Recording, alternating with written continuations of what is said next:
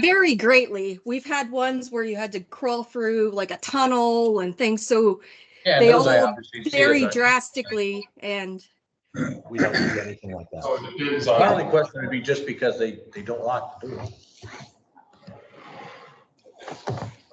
yeah, I mean, I think if we're not locking the doors, then I don't think we would be classified as special amusement. And as long as we get that on record, so we go back to plan review that we have that acknowledged, then they will hopefully be able to release the project without that.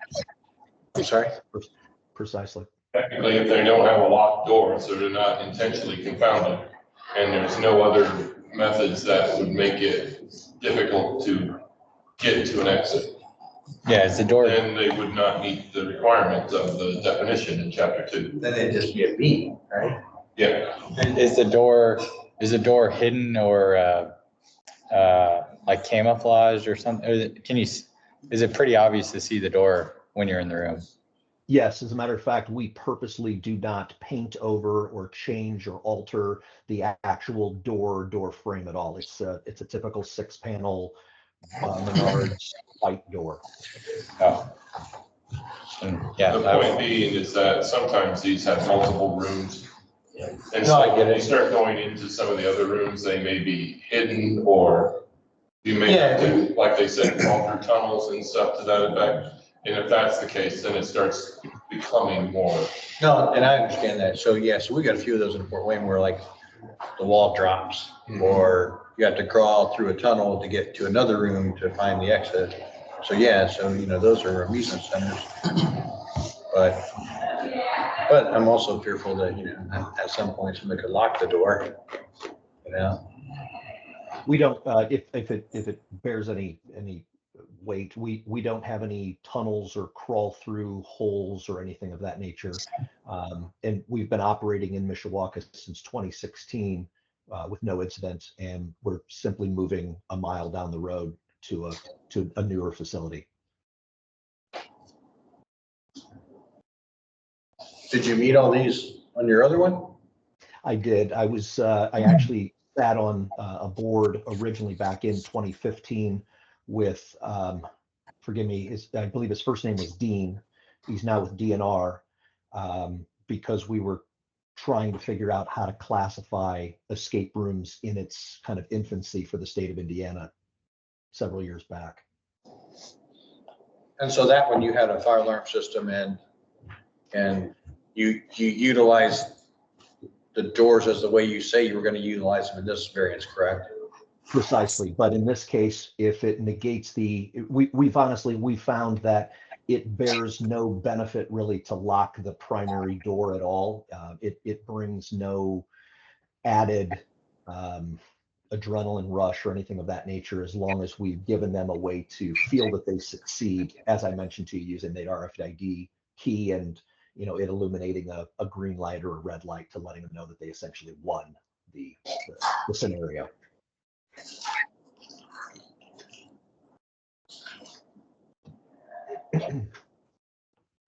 Well, if we aren't locking the doors, then it sounds like we can withdraw that variance, and then we would not need variance B for 55. We'd still want variance A, which was suggested for approval by staff.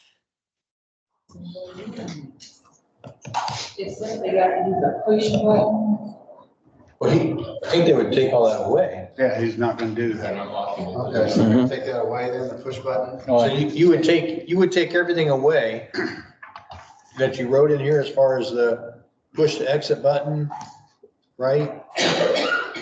Yeah, we simply won't lock the primary front door at all. They'll be able to open and walk in and out.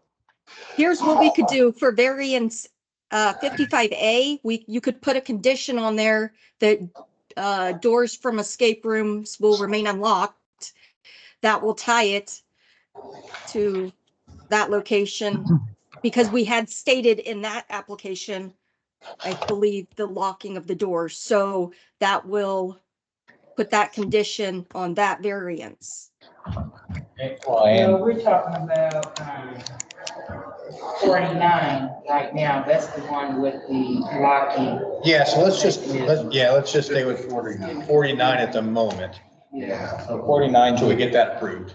Or 49's withdrawn because they're not gonna lock it, right? Right, Well, if we're not gonna lock the doors, we don't need that variance. That needs to be a condition. If they're not going to lock the door, is that stated in your variance, on your variance application, Melissa? So No, this- so, because we got I filed the 55 variance. He Okay, filed the let's- 49 variance, which let's was just for keep- locking. Let's just keep it on the 49 for right now. Right, Okay, let's just stay on 49, so I'm not gonna get confused. So the 49 variance, you're going to take that push to exit button away, and the doors will just remain unlocked. Now, obviously, you'll have emergency lights, exit lights inside there, Absolutely. and there will be no locking of the doors, so you won't have a control room. right. So we no longer need variance 49 if he's not locking the doors.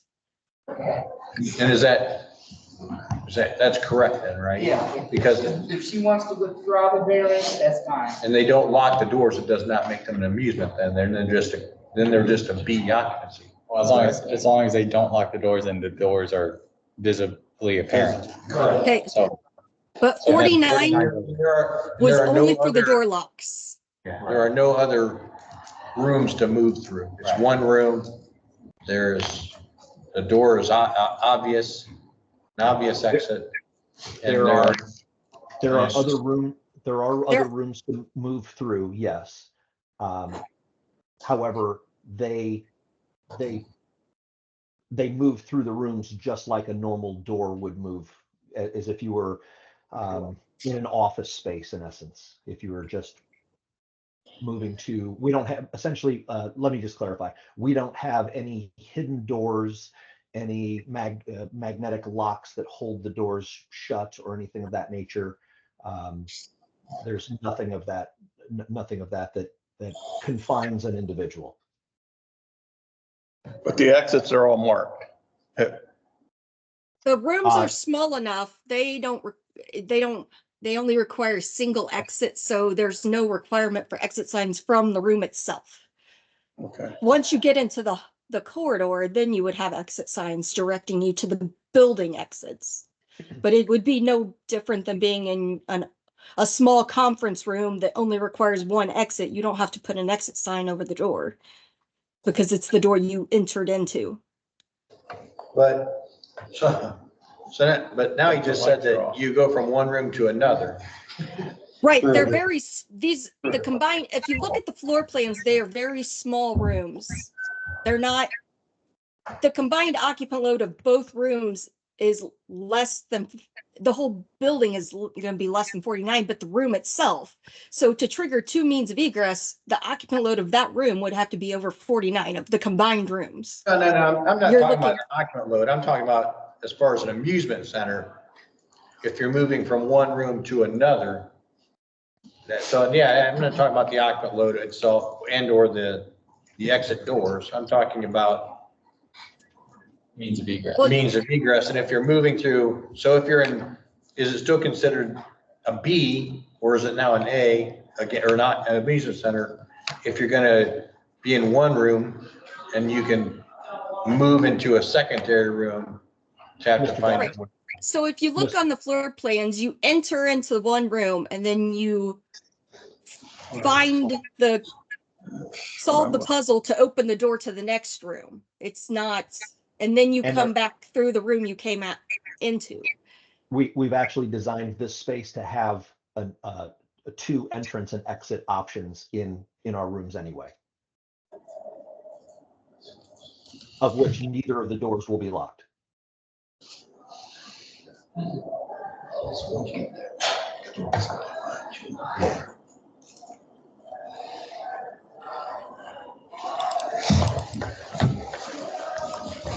We've actually given more safety benefits by giving them alternate options of exit. And again, same white 6-panel Menards door.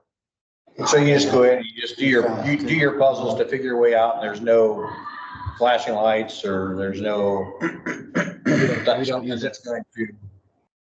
Yes, we don't use any strobes or anything of that nature, and nobody is ever in the dark. We don't turn the lights off on anybody. Nothing at all. And the doors are unlocked, so I would consider them to be a B. Okay, I'll have to put the new door schedule, actually provide a door schedule. I'll see one on here. Yeah, we can resubmit an addendum to the state with updated door schedule showing that there are no locks on those doors.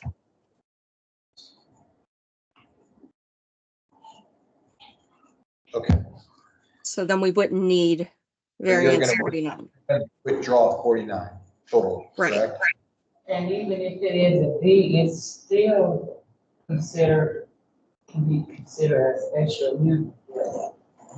Yeah, if the means of egress is not visually apparent.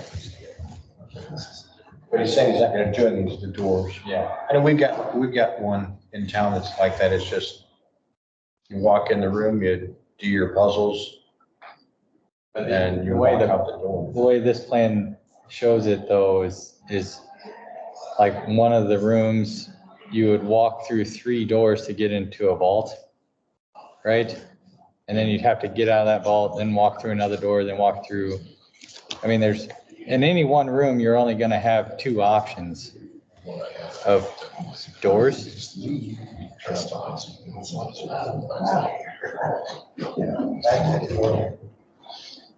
Right. I mean, all of those spaces comply as intervening egress, travel distance, common path of travel. It'd be no different than having an office space that has multiple offices that go through a common open office or reception area. Same kind of concept.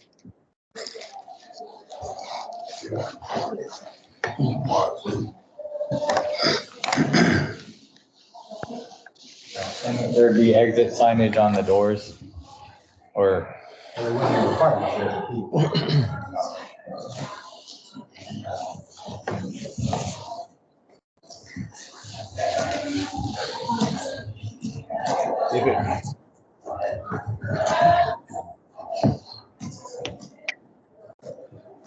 Yeah, again, if it's not locked, you basically, any one room, you're gonna know which door you came into.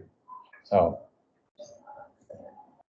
Right. We're not talking about large spaces. It's not a maze type situation like you would have in a haunted house where you are confined and it's dark lighting and everything like that. This is.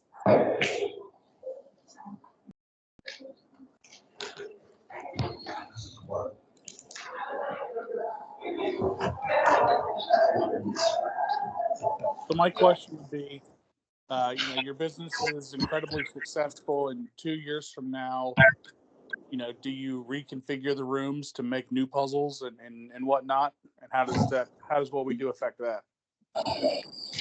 To your point, we were in business again, about a mile down the road since 2016, and we have not had to reconfigure or change any of our rooms.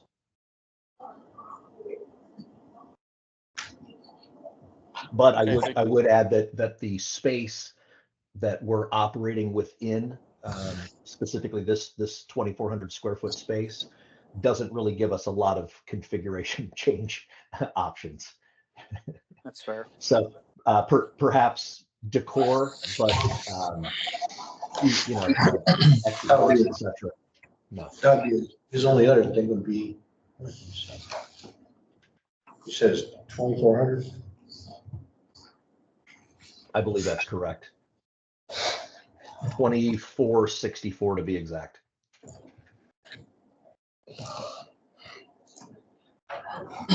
So you could only have a total of 25 people in that structure as a B.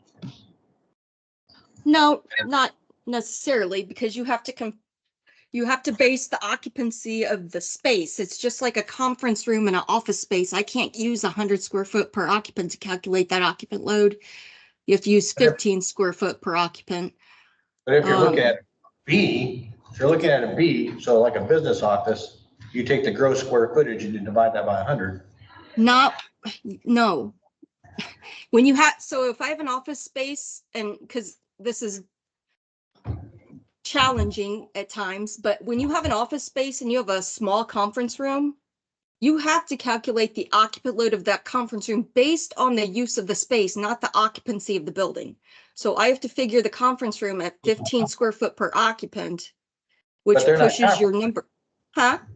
But they're not conference rooms. But these, we calculated these using like a museum gallery type space because it's more concentrated than office use. And you can have more people in a building than what your calculated occupant load is, as long as you meet your exiting requirements and everything else. So the code doesn't prohibit you to have more people in a building than what your building occupant load is if you calculate it per the table. That's a minimum place to start. But again, you have to use the occupant load factor based upon the use of the space, not the occupancy classification of the building itself. Whichever.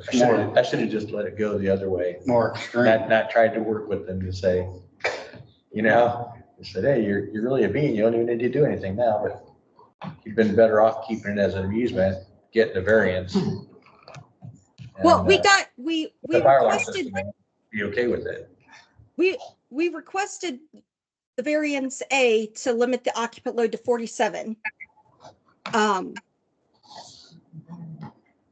To keep it in the B occupancy classification. But even if you're a B occupancy classification, that doesn't get you out of having to comply with section 411 if you're found to be a special amusement building. But you're not a special amusement anymore. Now you're a B. That's the whole point, was that we weren't gonna make you do a special amusement. You'd be a B and you wouldn't be required to do any of that stuff. I mean, you would? As long as we're considered a special amusement, whether it falls under an A or B occupancy, you still have to meet all the requirements in 411. So you could have a very small special amusement building like we have, or a huge haunted house facility, and they are required to comply with all the same requirements of section 411, which was why we were seeking the variance to section 411, because we were considered special amusement because we were locking the doors. Now that we're not locking the doors, that, in my opinion, takes us out of the special amusement classification. Now we're just a B occupancy. Yeah, that's what I just said. Yeah. But the special Now amusement, you're just a B and you're not an amusement. Right. right, if we don't lock the doors. Correct. You just need to meet everything that B meets. Correct. Right, because if she's a B in accordance with that section 411. Well, that wouldn't count anymore. 411 is for the special amusement. It wouldn't- They're not considered that anymore. 411 has nothing to do with this anymore. She becomes a B because she's It not an says amusement that center. you got less than 50, I don't know, I got a headache. Well, yes, if she's not locking the doors, or if they're not locking the doors and the doors are visible, they're not obstructed through visual audio distraction, then they are no longer classified as special amusement, which 411 does not apply anymore. Correct. And now you're just a B occupancy, like Chairman said. So then, if that's the case, then she would need what, 49 or 55? Well, she wouldn't need 49, but you'd still have to figure the occupant load. Yeah. She's got 47 on the drawing here, life safety. We would like to, we would like to, Antonio, I guess that's up to you. Based on calculating the game rooms at 30, which there is nothing really comparable in the tables, and it's always challenging to try to find something you call this. It puts us in a higher occupant load, which puts us over 49 occupants, which we don't want to do because then we're pushed into an A and we're not an A. We're a very small, space. They're not going to have that many people in there. And we're offering to do detection. Obviously, we would put on condition on that variance that we aren't locking the doors because we did list in that variance application that the doors were being locked. So we could have 55A approved based upon the posted occupant load of 47. We can do the detection as a trade-off for whatever, and then put a condition that doors won't be locked. And that should take care of everything we listed on the application. Or 55, you're saying? Yeah, for 55A. Correct. But we're still on 49. 49 goes away. They would withdraw it. They're withdrawing it. If they're not locking the doors, it goes away. Right. They withdraw. So are you withdrawing 49? Yes, Antonio, you want to withdraw 49. You're not going to lock the doors, correct? I'm perfectly fine with that as long as we're in Okay. agreement with everything else, yes. The only thing change is occupant load. Which you can do. But 249, can we ask that the devices are like a typical hall type entry device where it is not lockable, period? They're Well, just that's what saying they're not going to lock it. So here's, Wouldn't we rather see no lockable device within that door handle? So it would just be your typical tall entry. well, here's what we're going to offer. Yeah, I understand We- the question that's being asked because I go into businesses all the time that the door is locked and it says right on it, this door to remain unlocked during business hours. And just as a point of clarification, I'm not sure that we can put conditions on a variance that they've withdrawn. Yeah, right. They've And withdrawn that's, it. guys, if we can put the condition on the other variance.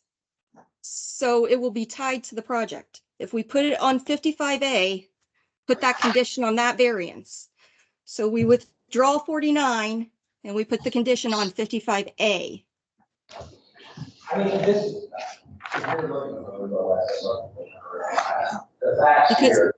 Hold on a second. The fact- I want to make sure this is right. I would want to talk to code services and play with you, Sean, you and Alan, to make sure everybody's on board, so we don't send them back if they interview, say you're a B, or excuse me, they say they're a B, then you come back and say they're special amusement. I don't want that to happen, so if you want legal to be involved and work with code services and plan review to get this right, and maybe come back to the commission with everything from our end so that we don't walk away here and everybody's confused. Because I think with the special amusement definition too, it talks about, don't they have to solve a puzzle in this thing to get the key? So isn't there some requirement, excuse me, where they're intentionally confounding and it's not readily accessible because they're behind this key? Or are you saying there's a door there that they just go in? Not really. Yes, they're just not going to lock the door. You can just walk in and out the door at your choosing. You're playing Monopoly in there and whoever wins Monopoly gets to walk out the door. It's not like they're locking it, it's. Yeah, it's not like it's locked or it's not like it looks like a brick wall. Yeah, you just made like a verbal rule that, hey, nobody leaves until we win, Okay. right? Is that Everyone correct? involved knows what That's the game 100% is, correct. And they're on their own volition. Yeah, So you're it's just, their imperative to solve the puzzle and not go out the door. For gaming stuff. Then you can get up at any time and be like, I don't want to play Monopoly anymore. So why? Yeah, take my console. On road at Monopoly. I was gonna draw a parallel, kind of being at your attorney's office during a divorce decree and you don't like exactly what the attorney has to share with you. You're able to get up and actually leave at any given time should you need to.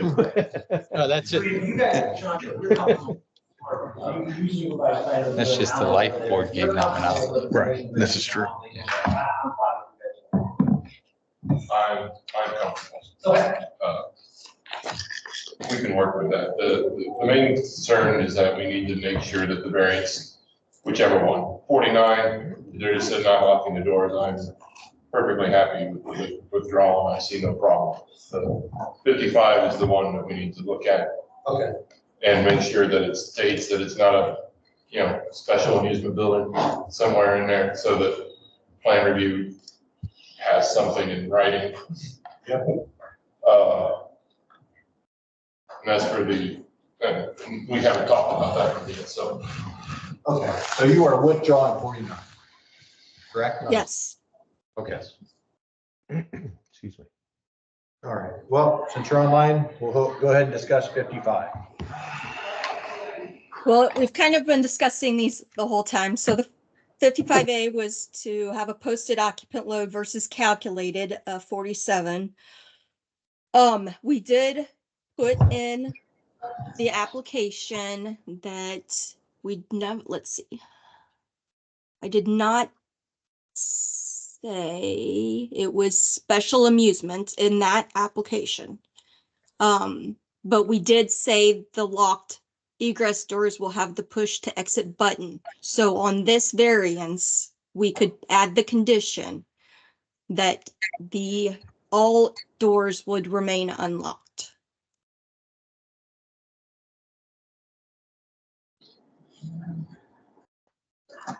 But within that a lockable device not be installed.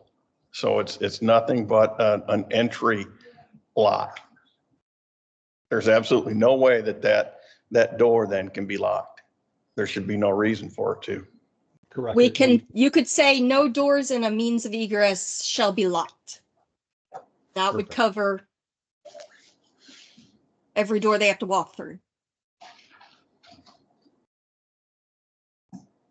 And then you could also, for the special amusement, and so this doesn't get carried off to other projects or other locked game room facilities, you could put not special amusement based upon non-disguising of doors and doors being always openable, or some wording like that, if that will help cover for plan review and for future variances. Lockable. Well, I would say that we just follow the language in the definition of special amusement and say, it's not, the doors will not be locked and the means of egress will be readily apparent, which is the language used in the special amusement building definition. And I'm fine with that. And doors on the schedule. Yes, we'll get you an updated door schedule.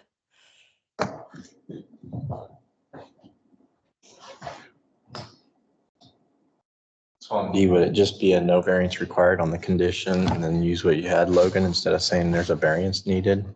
Say that again. On B for 411, will we just state that it's no variance required on the condition of what you said on there, as opposed to having a variance from the section? Yeah, That way I like that. They give plan review. That way, if they don't meet that, then they still are a special amusement. I know we've done no variance required on those type of things, just for clarification. But I think like that,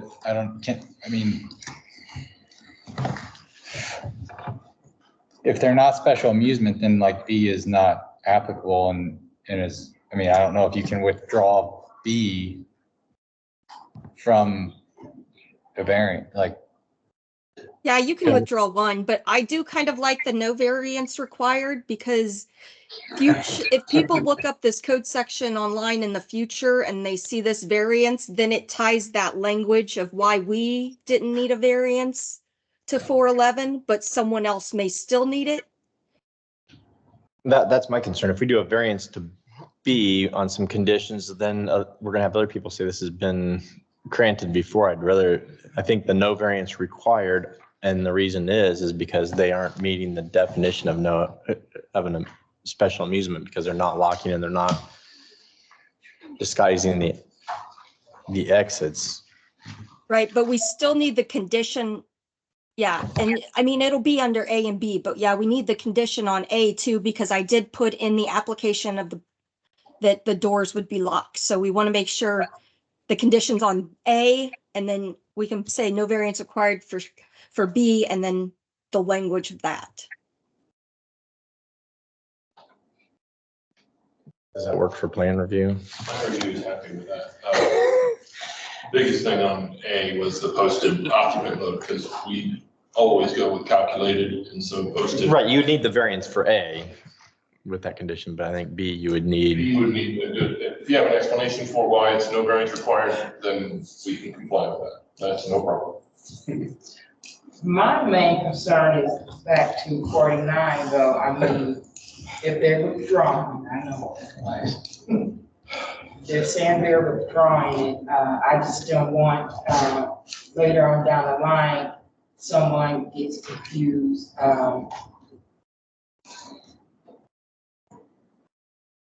Never mind. We've got it covered, Denise. Yeah, he still has that. We've got it on 55.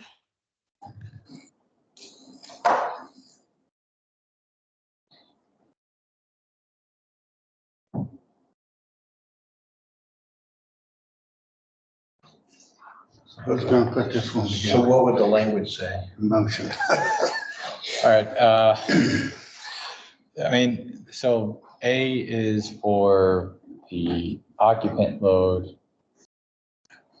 And it would be approved with the condition that all doors will not be locked and will not be provided with lockable hardware. And all Well, doors will. Can you say doors and a means of egress will always be openable? Because if you put that language, that could be interpreted, they couldn't put a main door lock from the outside where you have a panic bar push always openable from the inside. If you say they're always openable from the egress side, always unlocked from the egress side. That means they could be locked from, like, the main building could be locked from the outside, but from the inside, it's always free egress. I gotcha. So,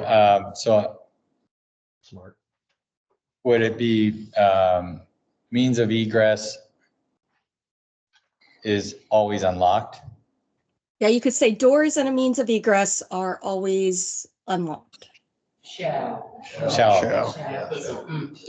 Yeah. All right, so trying that again. Means of egress shall remain unlocked. Means of door. Means of egress doors shall remain unlocked. Or doors and means egress shall always.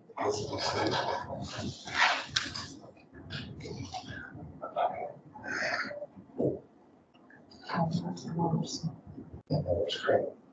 All right, so what I've got right now is egress doors remain unlocked for path of egress, means of egress readily apparent, doors on schedule. I hear shall. I mean, No, shall is. yeah. Yeah, that sounds fine to us. Shall. Yeah, are you still including the fire alarm system? What's that? Are you still including the fire alarm system? Shall has to be done. We have the smoke detection in there. I'm just making sure that's one of the conditions you guys put down, so you're still gonna do that, correct? Antonio, are you fine with still? Yeah, I'm fine if that's what it takes to make it work. I'm fine with that. Yeah.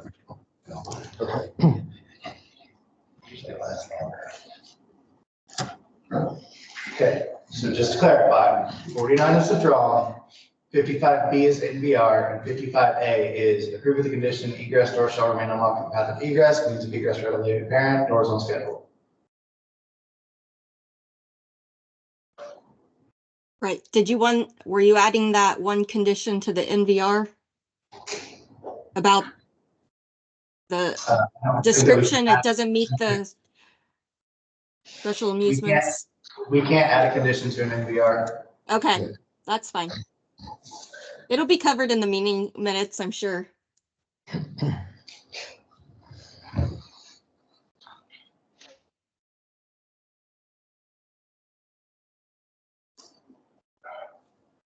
I think one of the things, just to make sure it gets done, is the interconnected smoke detection system will be provided throughout the tenant space. Interconnected, I'm sorry. So she has on it, an interconnected smoke detection system will be provided throughout the tenant space. Is that already on the variance? Yes. So then Yeah, that's in, That's already in the application. Okay, that's already in so- there. So, okay, we're good. yeah, it's on A, so A and B.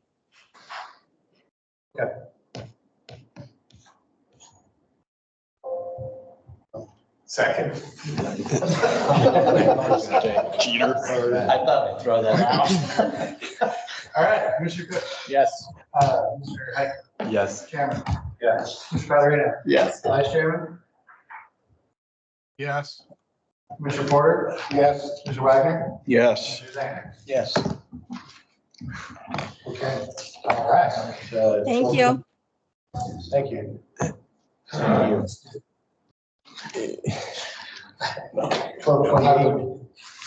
Request humbly. I do have a copy of the letter that was sent. Please, have you got it? I forwarded it to you. Okay. I can read it. It says, recent inspection, this is from the Evansville Water and Sewer Utility. Recent inspection discovered unapproved water tap causing cross connection for water service at 5705 East Morgan. Therefore, to obtain compliance, please install an approved water and sewer tap for 5707 East Morgan by March 1st. We'll like that. Or we will terminate the cross-connected water service. Please contact the utility, blah, blah, blah. And that's signed by their regulatory compliance inspector, Jesse Bennell. Do we know, I hate to ask, do we know, is that there's no cost in there? Where did the cost come from? That comes from the contractor. Do we have? I hate to ask. Yeah, it's in the sprinkler contractor. He has it in the quote, Okay. yeah. That's the 75,000. Yeah, they got a bid on that. 75,000, it has to go up to 8 inches, another 10,000. So I don't know if you're okay with that, if you have to We have to untable. vote me back in, I mean, get me back on the table. Reopen it.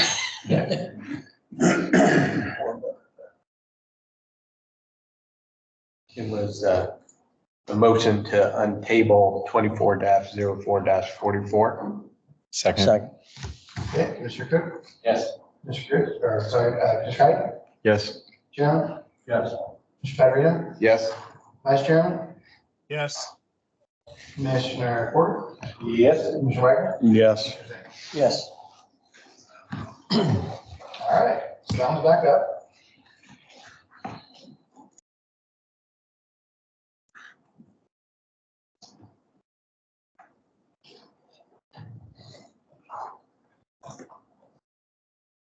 Wow. So Unapproved water tap.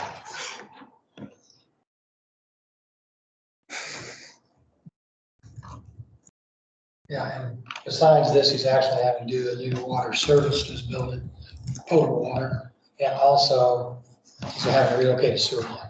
So those are other costs side. Nerve. Regulatory compliance. So I would humbly request that we approve this variance. Even though we don't like it.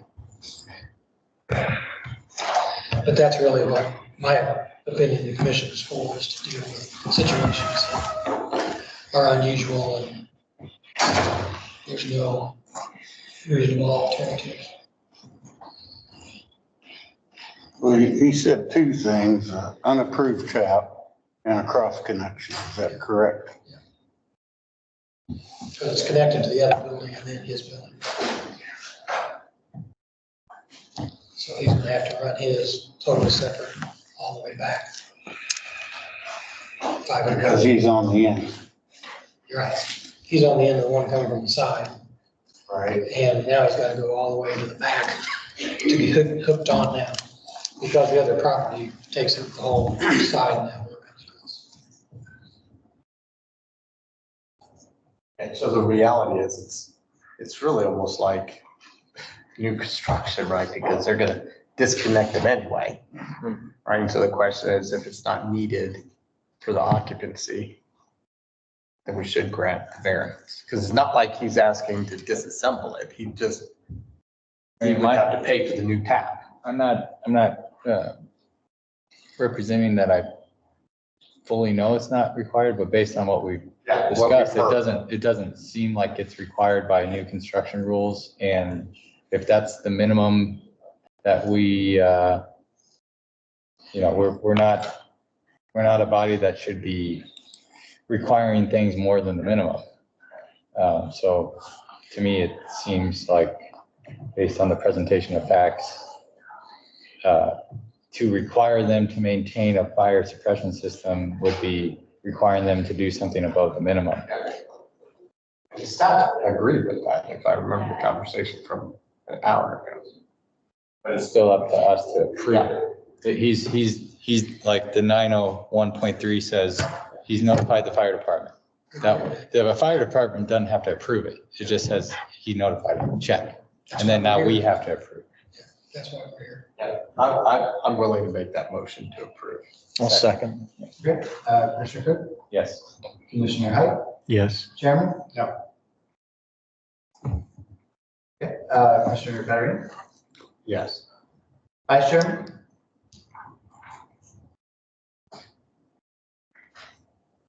Yes. Commissioner Porter? Yes. Mr. Wagner? Yes. Mr. Zane? Yes. All right, that one's approved. Thank you. And I appreciate your non-enthusiastic approval. Because I almost said no. Sorry. I almost said no. All right, that's that. Let's take a break. Yeah. Thank you. Take a break for lunch. I know it's late, it's 12:34. 20 after, 25 after? Quarter after? Quarter after? You guys good with quarter after? Makes it easy for us. Okay. Thank you. What time, quarter after? Well, see, lunchtime. Call me like a computer. Oh, it's dying on you. And you guys know this is food truck day, so there are food trucks out here. Oh, yeah? Yeah, but we can't get Then you back have to in. go in and get served. How do we get back in? In our bag?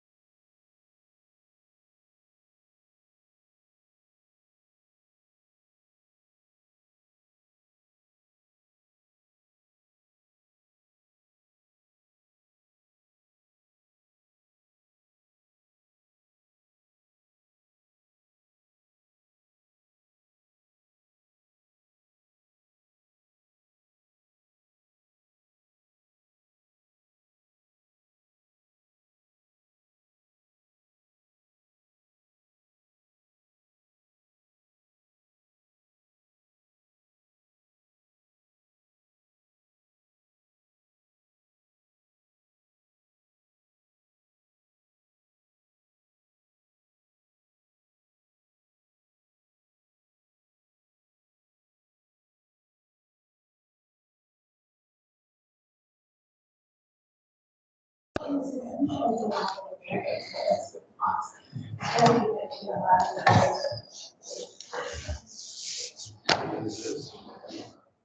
guess I can't say I'm crazy. I feel. All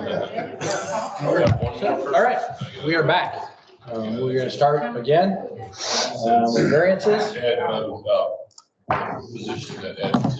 Next up would be 240450. Hobart ASRS expansion, Hobart. All right, this one has two. First one is request to not pitch the piping within the racking system per the NFPA standards. And B was the request to allow 16 feet for the racks in the spacing in lieu of 15. And we hadn't seen anything like this before, so we thought this was best for you to look at.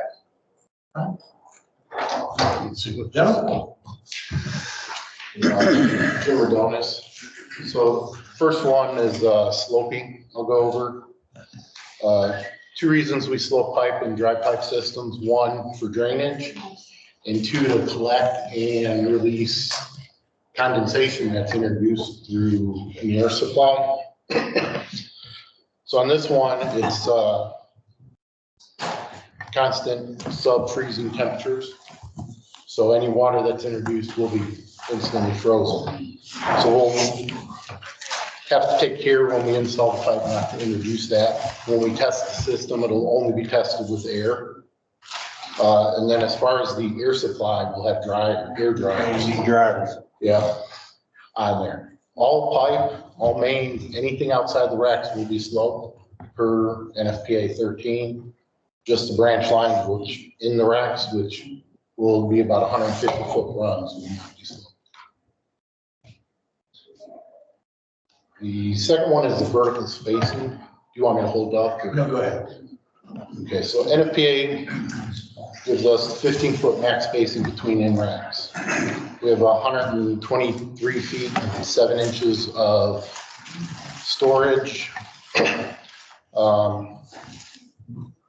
We have 11 levels of in rack. So we're averaging about a 10 foot, about 10 and a half feet of storage per level.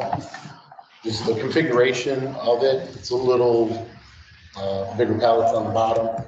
So we're trying to skip racks, and then as we get to level 6, we're going to be putting in-rack sprinklers in every level. One of the racks fell 16 feet apart, and so we've done it in past projects where we were able to get that 16-foot spacing. The fuel load doesn't change. I mean, 127 feet divided by 15 is 9 levels of in-rack. So we're well above that anyways. And the LFO did submit a comment form on this, or a comment sheet in support of this variance, but we received it after we had looked at it.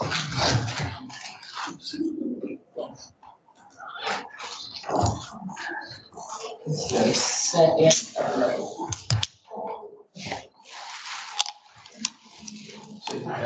This is just an education question. When you're backstroking, is there a way to like put like a little? So the reason we're trying to get out of the sloping in the racks is it's an automated storage system. So the space above the storage and the, you could say, rack support system is just enough for the automated system to get in, grab the pallet, pull it out. So we're given, like a 6-inch window to keep our pipe in. Okay. But the point of the slope is to drain condensation out. Do you have another means to do that? The dryers. Oh, the dryers. Okay. Right. And then it being sub temperature, any moisture in there will freeze and no thing. If there was a false trip, that pipe will actually have to be disconnected and pulled out. Oh, all the main running to the racks though, I mean, if they catch it quick enough, they might be able to drain it. But chance of plugging the system, we'd still want to take it out, thaw it out, put it back in. Anything further?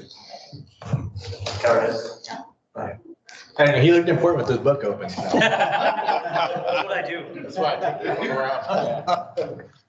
Maybe he had That's some. why I didn't stand up. I didn't know what the board. Thought he had some aha thing. There's probably nothing even in that book, is there? Just got it open. We've got some sketches. That's and so it looks like Hobart Fire Department is okay with this as well. Any discussion in here? I make a motion to approve it. Logan, did you get your question answered? Good. Second. First and second? All right, Commissioner Cook? Yes. Commissioner Height? Yes. Chairman? Yes. Commissioner Patrick? Yes. Vice Chairman? Yes. Commissioner Porter? Yes. Commissioner Wagner? Yes. Commissioner Zane? Yes. Thank you. Thank you. So next up, we have 240451 Nevern Boys Home remodel.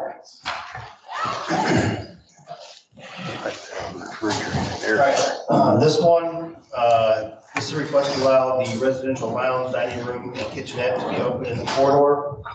Normally, we've approved these, our group has. What makes this different is that this has the kitchenette that's serving, and we hadn't seen one where they'll be doing cooking in that corridor area. Melissa Tupper, RTM Consultants. Normally we've gotten variances approved for like community rooms that have a kitchenette in it. This one's unique where it's right off the corridor, but we've had variances approved in the past where dining rooms where the kitchens aren't separated from the dining rooms are open. This is pretty common practice.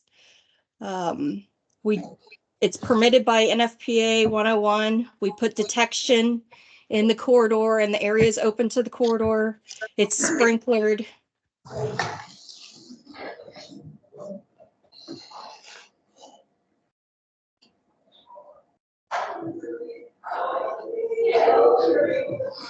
It is only one story.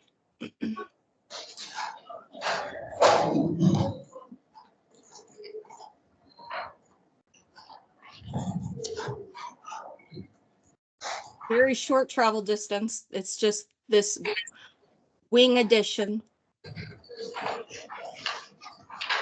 Or it's not an addition, renovation, sorry, but very short travel distance for out of this, from the rooms. The exit is directly at the bottom of the plan.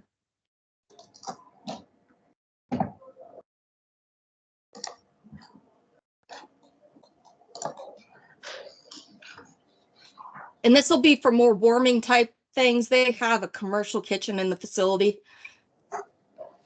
They're not going to be, doing major frying and things like that in this area. This is going to be a warming kitchen.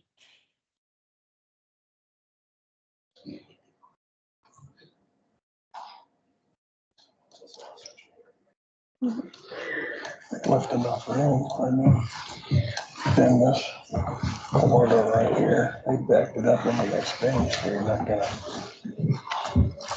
Yeah, we maintain the corridor width that doesn't project out.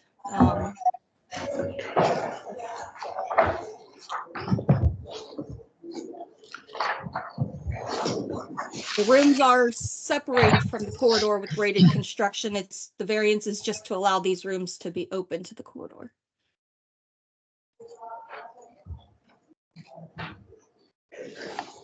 What's the reason for having the kitchenette open to the hallway instead of turned the other way? Just curious.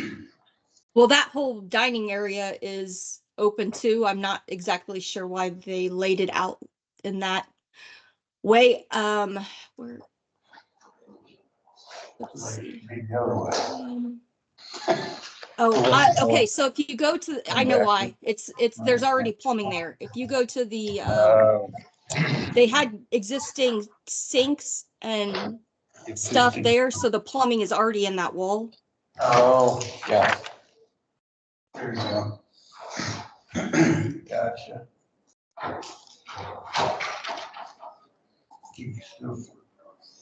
Yeah, there were 2 bathrooms right there that they're making that space Same. into the kitchenette space, so. Seems odd. We need a This variance. way, they're coming back this way. If they come back this way, they're gonna lose another 24 inches of their dining area. Right.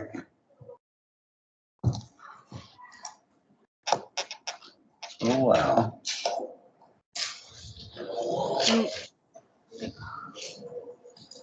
And like I said, we've had nursing homes that have like community rooms where they have like the little kitchenettes that are in those rooms and that room's open to the corridor. Dining rooms where the kitchen is not separated from the dining room. The dining room's open to the corridor. I don't even know if it needs a variance, does it? Yeah, the code requires the physical walls to separate the lounge, dining, and everything. The only thing that can be open to a rated corridor is a foyer, lobby, or reception area. So we get these variances all the time on apartment projects or assisted living, nursing homes to allow lounges or anything that is not a foyer, lobby, or reception area to be open to a rated corridor.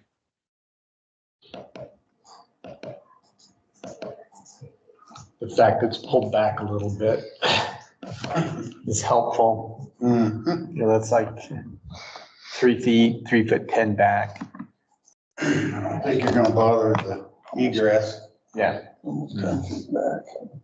So Melissa, I know you've done this on long-term care facilities because we deal with it. I haven't seen it on this type of facility, but for 101, in like a long-term care setting where it used to prohibit this, you can do it as long as it meets the kit. It's a warming kitchen and it's one not designed to serve more than 30 people and has to meet, I think it's NFPA 96A. Does this will meet all those then? It doesn't have that many people that it's going to be serving? Yeah, I mean, those are the requirements for I-2. So this would fall under the I-1 board and care, which the board and care section only requires sleeping rooms to be separated from everything else. So we've got our sleeping room separated. But yeah, it's going to be warming. It's not going to serve more than 30. I don't know about the other conditions, but very similar to what we would see in a nursing home lounge type space.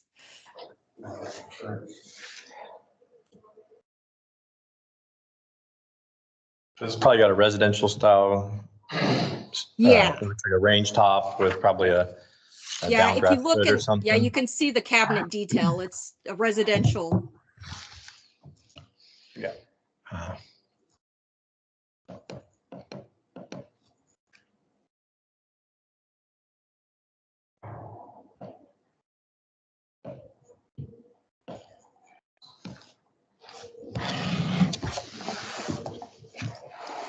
We've got the short travel distance. The rooms don't even have to exit past that space to get to the exterior.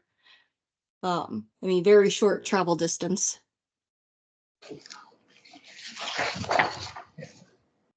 And the detection and sprinklers. Well, this is probably still an exit for those existing rooms, right? They're just west of there. Yeah, I'm not exactly sure how those rooms, that would be an available exit coming south, but they would be able to go north back into the rest of the building. Right in the door.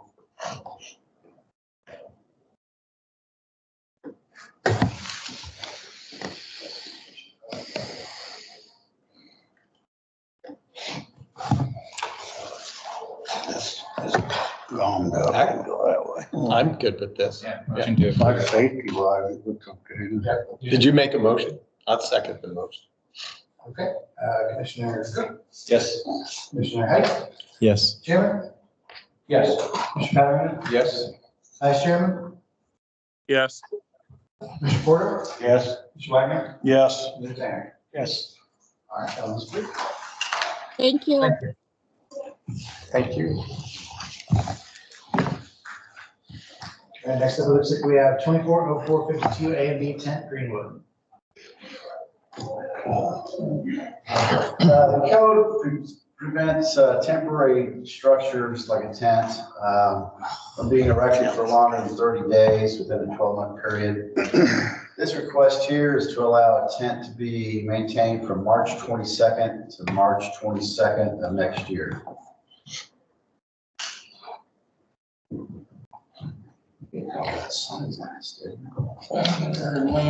Is there anybody online for the tent at 1760 Industrial Drive, Greenwood?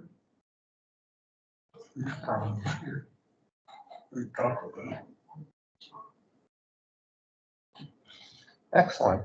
Motion to table. Second. Commissioner Cook? Yes. Mr. Wright? Yes. Mr. Chairman? Yes. Mr. Caterina? Yes. Vice Chairman? Yes. Mr. Porter? Yes. Mr. Wagner? Yes. Mr. Zach? Yes.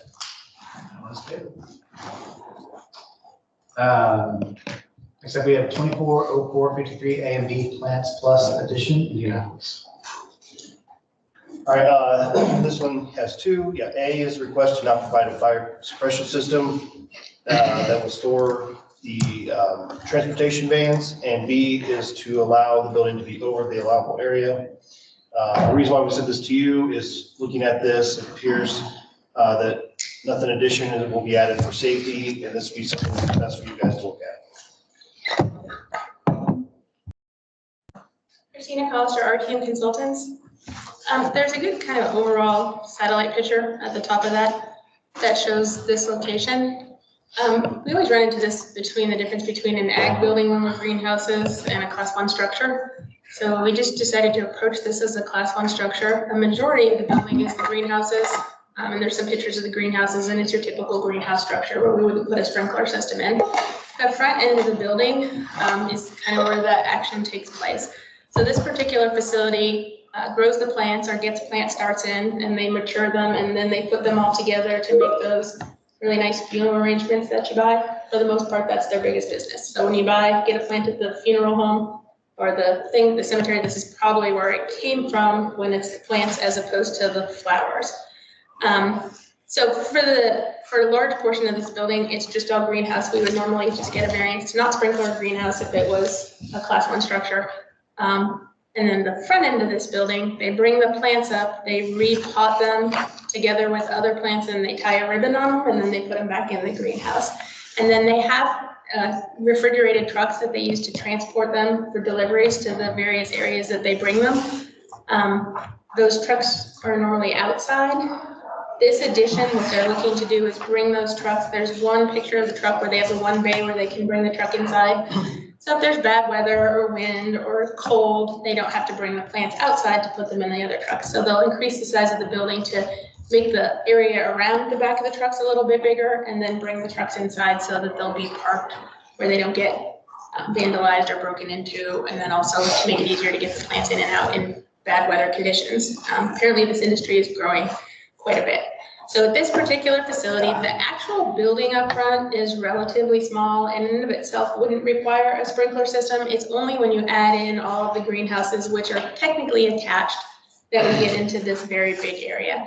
So the building's 5B construction. But what we're looking at is to add onto the building on the front to make a couple of extra bays. Then the problem with that is once you bring the trucks inside, they're commercial vehicles, and we've done this commercial vehicle route before. I could park 1,000 Priuses in there and be okay, but if I put one commercial vehicle, now I go from a 5,000 square foot area to a 12,000 square foot area. The area of the building with the addition outside of the greenhouses will be under the 12,000 square foot.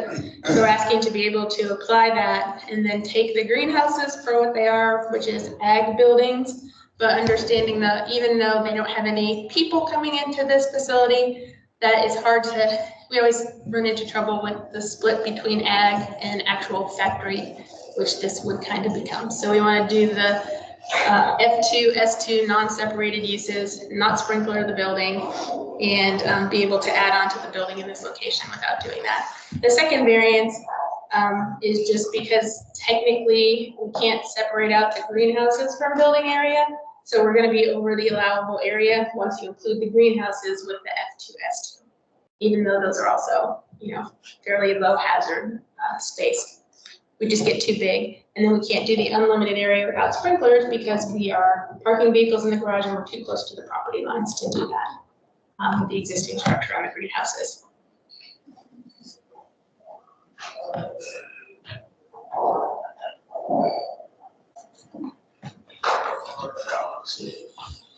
Vehicles will be stored within the garage overnight, et cetera, or? When so when there won't be enough room, but they'll bring vehicles that have product in them overnight, and they will stay in there overnight.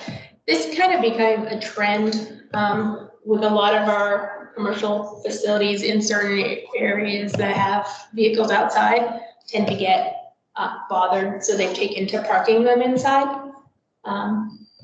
The building, Which requires a sprinkler system. Right. Once you're over 5,000 square foot for commercial vehicles, but over 12,000 square foot if it's just other vehicles. Which is always kind of interesting because actually the commercial vehicles, they had assumed when they wrote that section that commercial vehicles were always more dangerous than single passenger vehicles, which from a fire load standpoint isn't really true anymore. That's when both explode, so.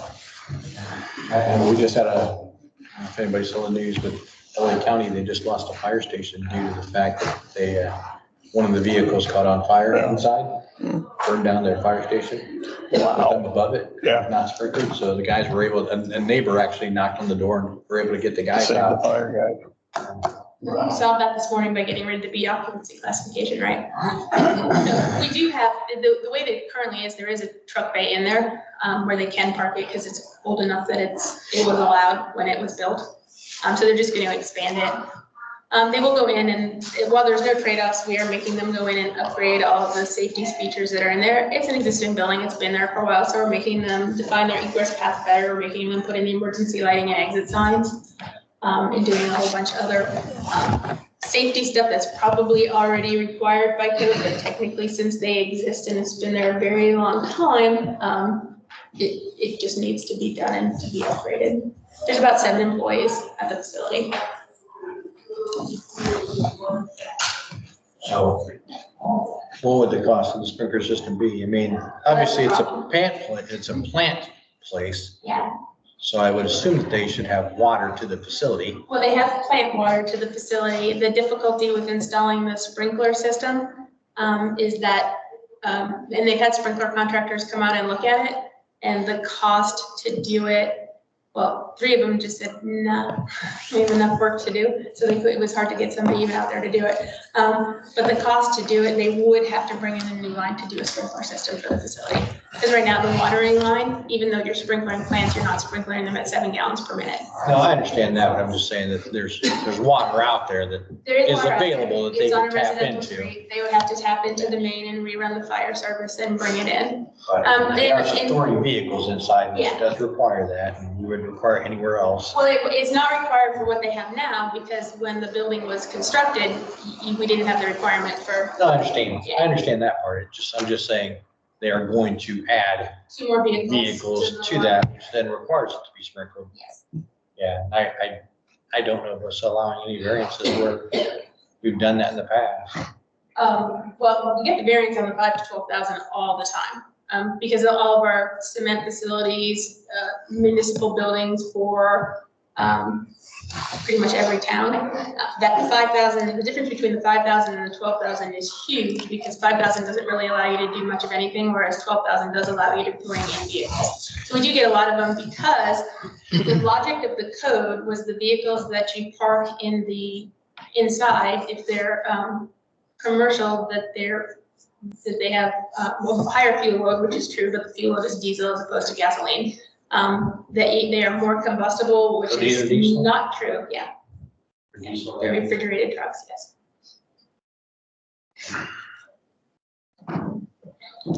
So I mean, it's a thing. I mean,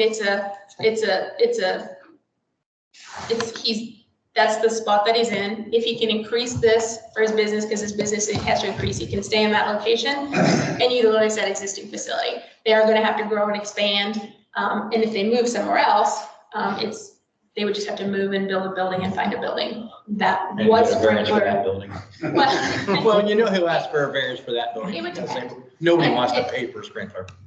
nobody does want to pay for a sprinkler system, and So how much is the it's a cost of low risk. We don't have an actual estimate now, because the people that have looked at it said it's gonna be really expensive. No, I understand that. So you said there were like 4 people and said 3 of them turned you down. So I was Right, just and the wondering one what the guy 4th looked was. at it, and we don't have an actual number from him, Ryan because he was said just you're. here. They just left, Ryan.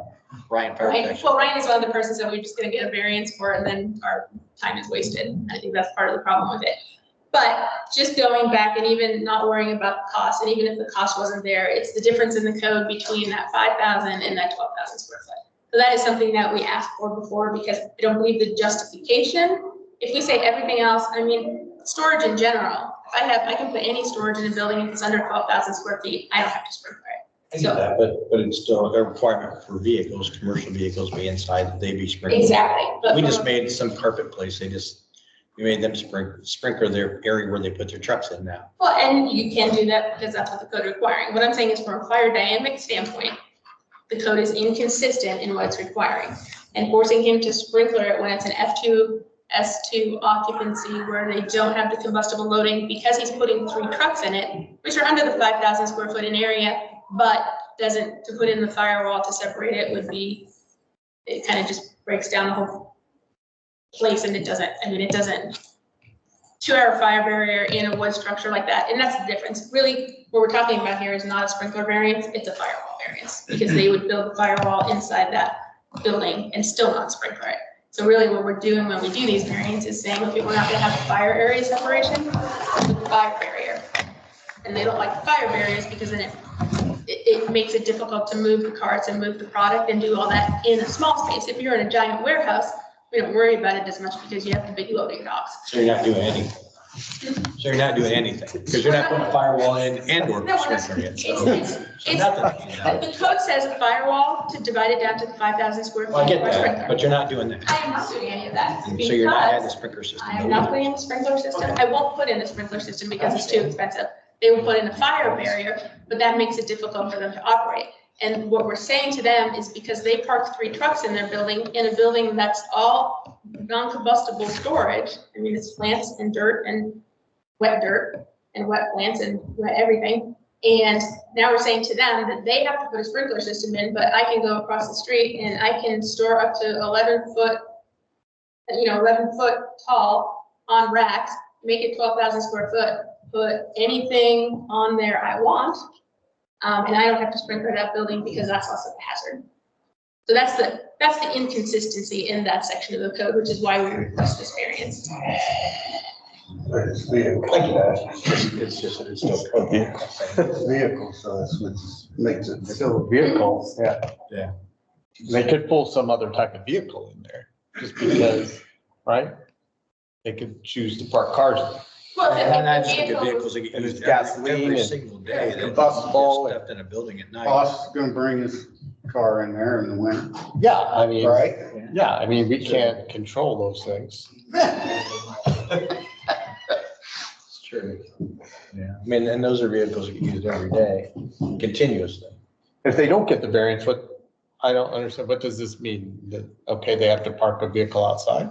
Well, they probably won't do the addition, because it doesn't, if they have to build it and put it in that way, they probably will just continue to leave the vehicles outside.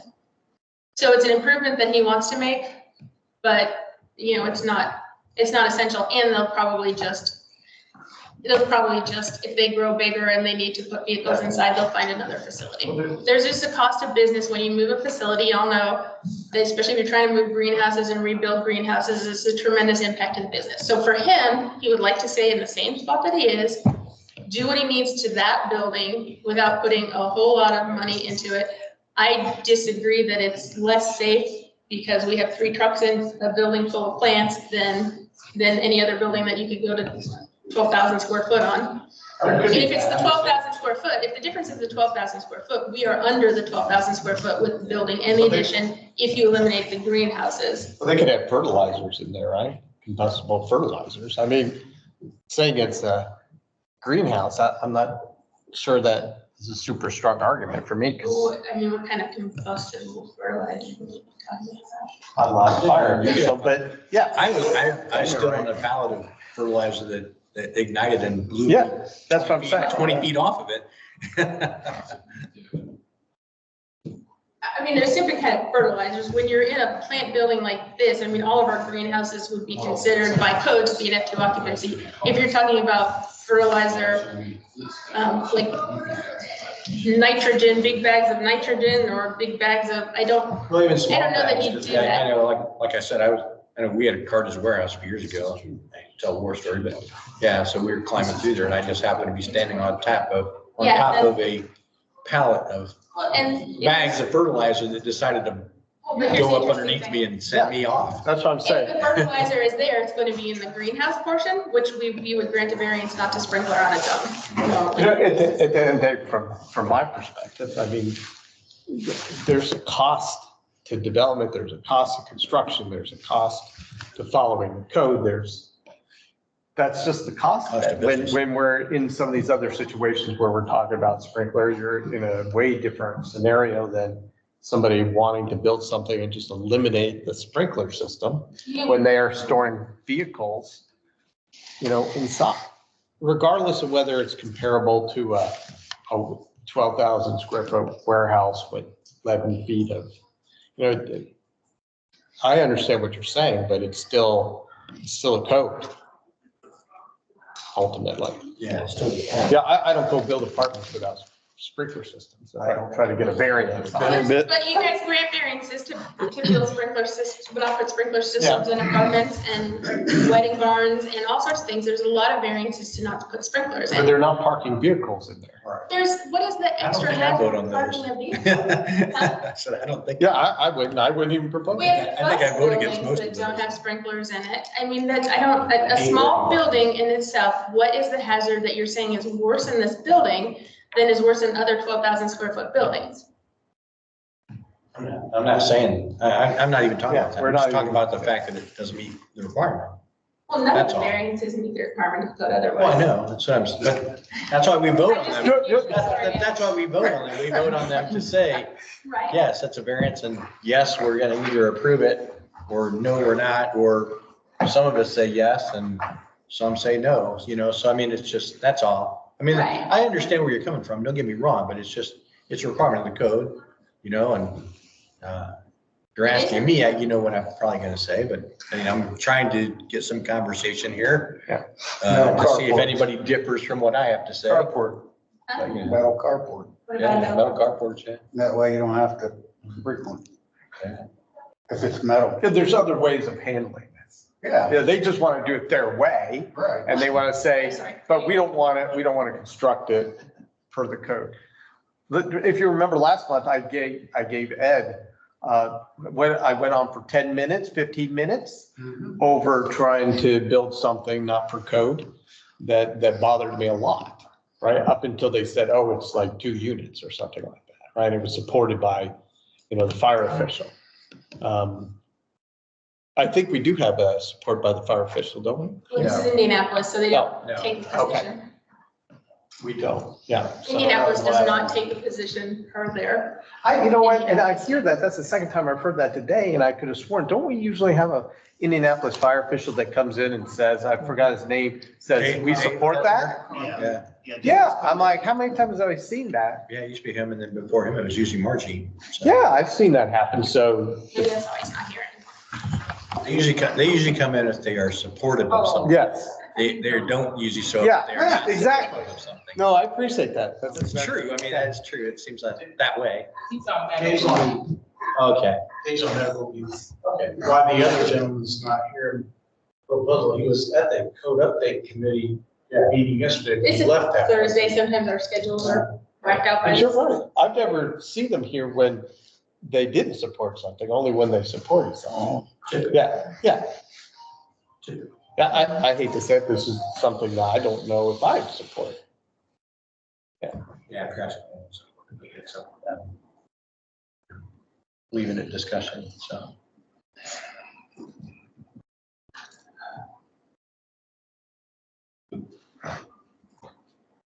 I will point out one little thing. And it's just, there's no definition of a commercial vehicle in the current building code. And so a lot of times we find other sources to base our definition on. The 2024 code that we're going to actually has a definition of a commercial vehicle.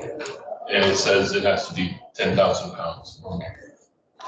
So the point is, I think the biggest problem here is we don't have a definitive definition of what a commercial vehicle is. So what the previous commission did is if you put your name on the side of it, it's a commercial vehicle. Just for commerce. Well, yeah, I know what you're saying. So typically, yes, you're correct. There's not one. We've usually just looked at the definition of what that is. So by that, if I put these on a truck scale and they weigh less than 10,000 pounds, then I wouldn't need it because you would agree to the definition. That's using the code that we haven't adopted. But to use the addition of the 2024. Well, I know somebody in this room who is fully supportive of that we're working on. No, I would say to do that. But does it, do these vehicles that they're wanting to park in there, do they fall within that or not? They're probably right on the edge. So there, you see the picture of it, it's just like it's like an ambulance. Except it's not built as sturdy as That an ambulance. existing building's got a lot of wood in it too. Well, it's by being construction. The construction type doesn't come into play in this discussion.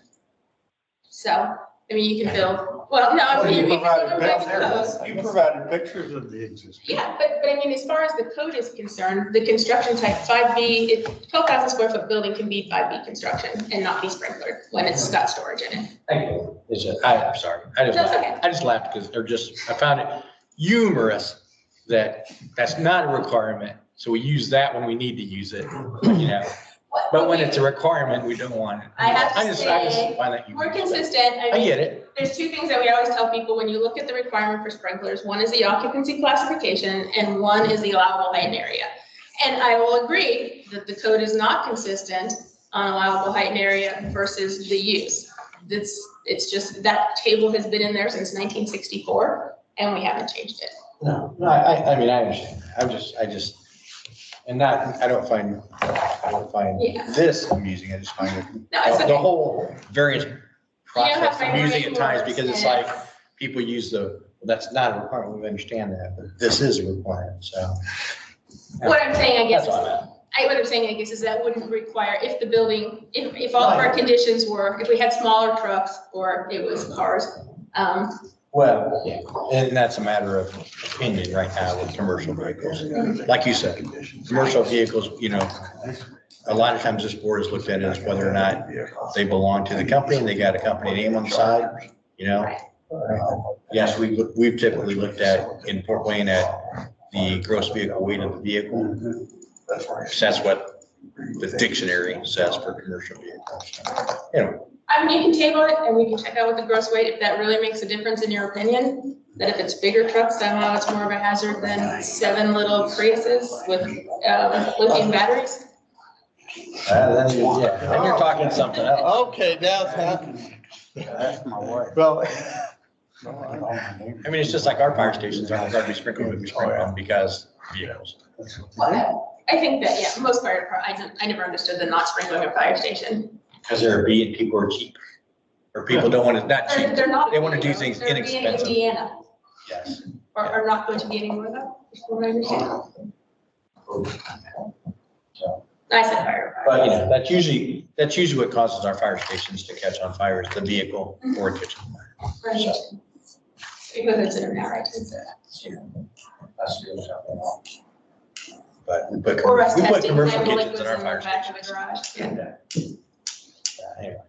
So, yeah, I mean, so the argument that I make, and it's just again, from a fire dynamic standpoint, and I've been in front of this commission with a lot of commercial vehicles, if it's the 12,000 square foot, we ask for not to put sprinklers in it. And I don't see the logic in Fort, well, I don't. If you're actually, your commercial vehicle is less likely to be, I mean, it's coming in, they're parking it, yes, they're leaving it overnight, but I don't know why that's a bigger hazard risk than, I mean, even repair garages, somehow it's. I understand what you're saying. You know, I mean, yes, It says commercial vehicles, but you know, it's just, or you can say things like that, but it's just a whole, you know, what makes it what makes the magic number 49? We require 2 exits. Well, it's all right. It's just a. Well, that's what I'm saying. It's It's the something same that thing we here. threw in the dartboard Commercial 100 vehicles, years it's the ago. same thing. So, yeah. And the thing is like, in a lot of the restrictions on these codes, and this is what you have to understand, is when they were put into place, everything was highly combustible and flammable. I mean, most of our stuff now is heavily treated with fire retardants. It is. I'm not arguing. No, I mean, it's California standards. So I mean, if you're gonna build something, you do have to make it less restrictive. So vehicles that we had before were more likely to leak fluids than they are today. I mean, it was normal to have a car and the gas would be on the floor when you came out of the garage. Like the repairs old motorcycles, we've always got gas on the floor in our garage. It's insane.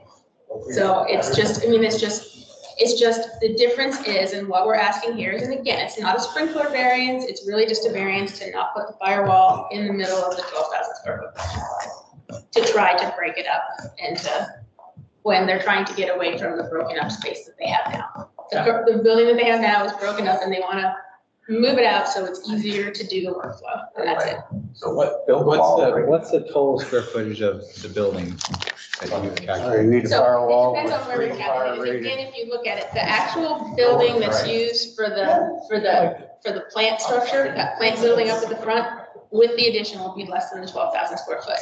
The greenhouses are all tag-along greenhouses, and they have a little thing that attaches every greenhouse to the building. So the city of Indianapolis says we have to take all of the greenhouses and make that part of the building.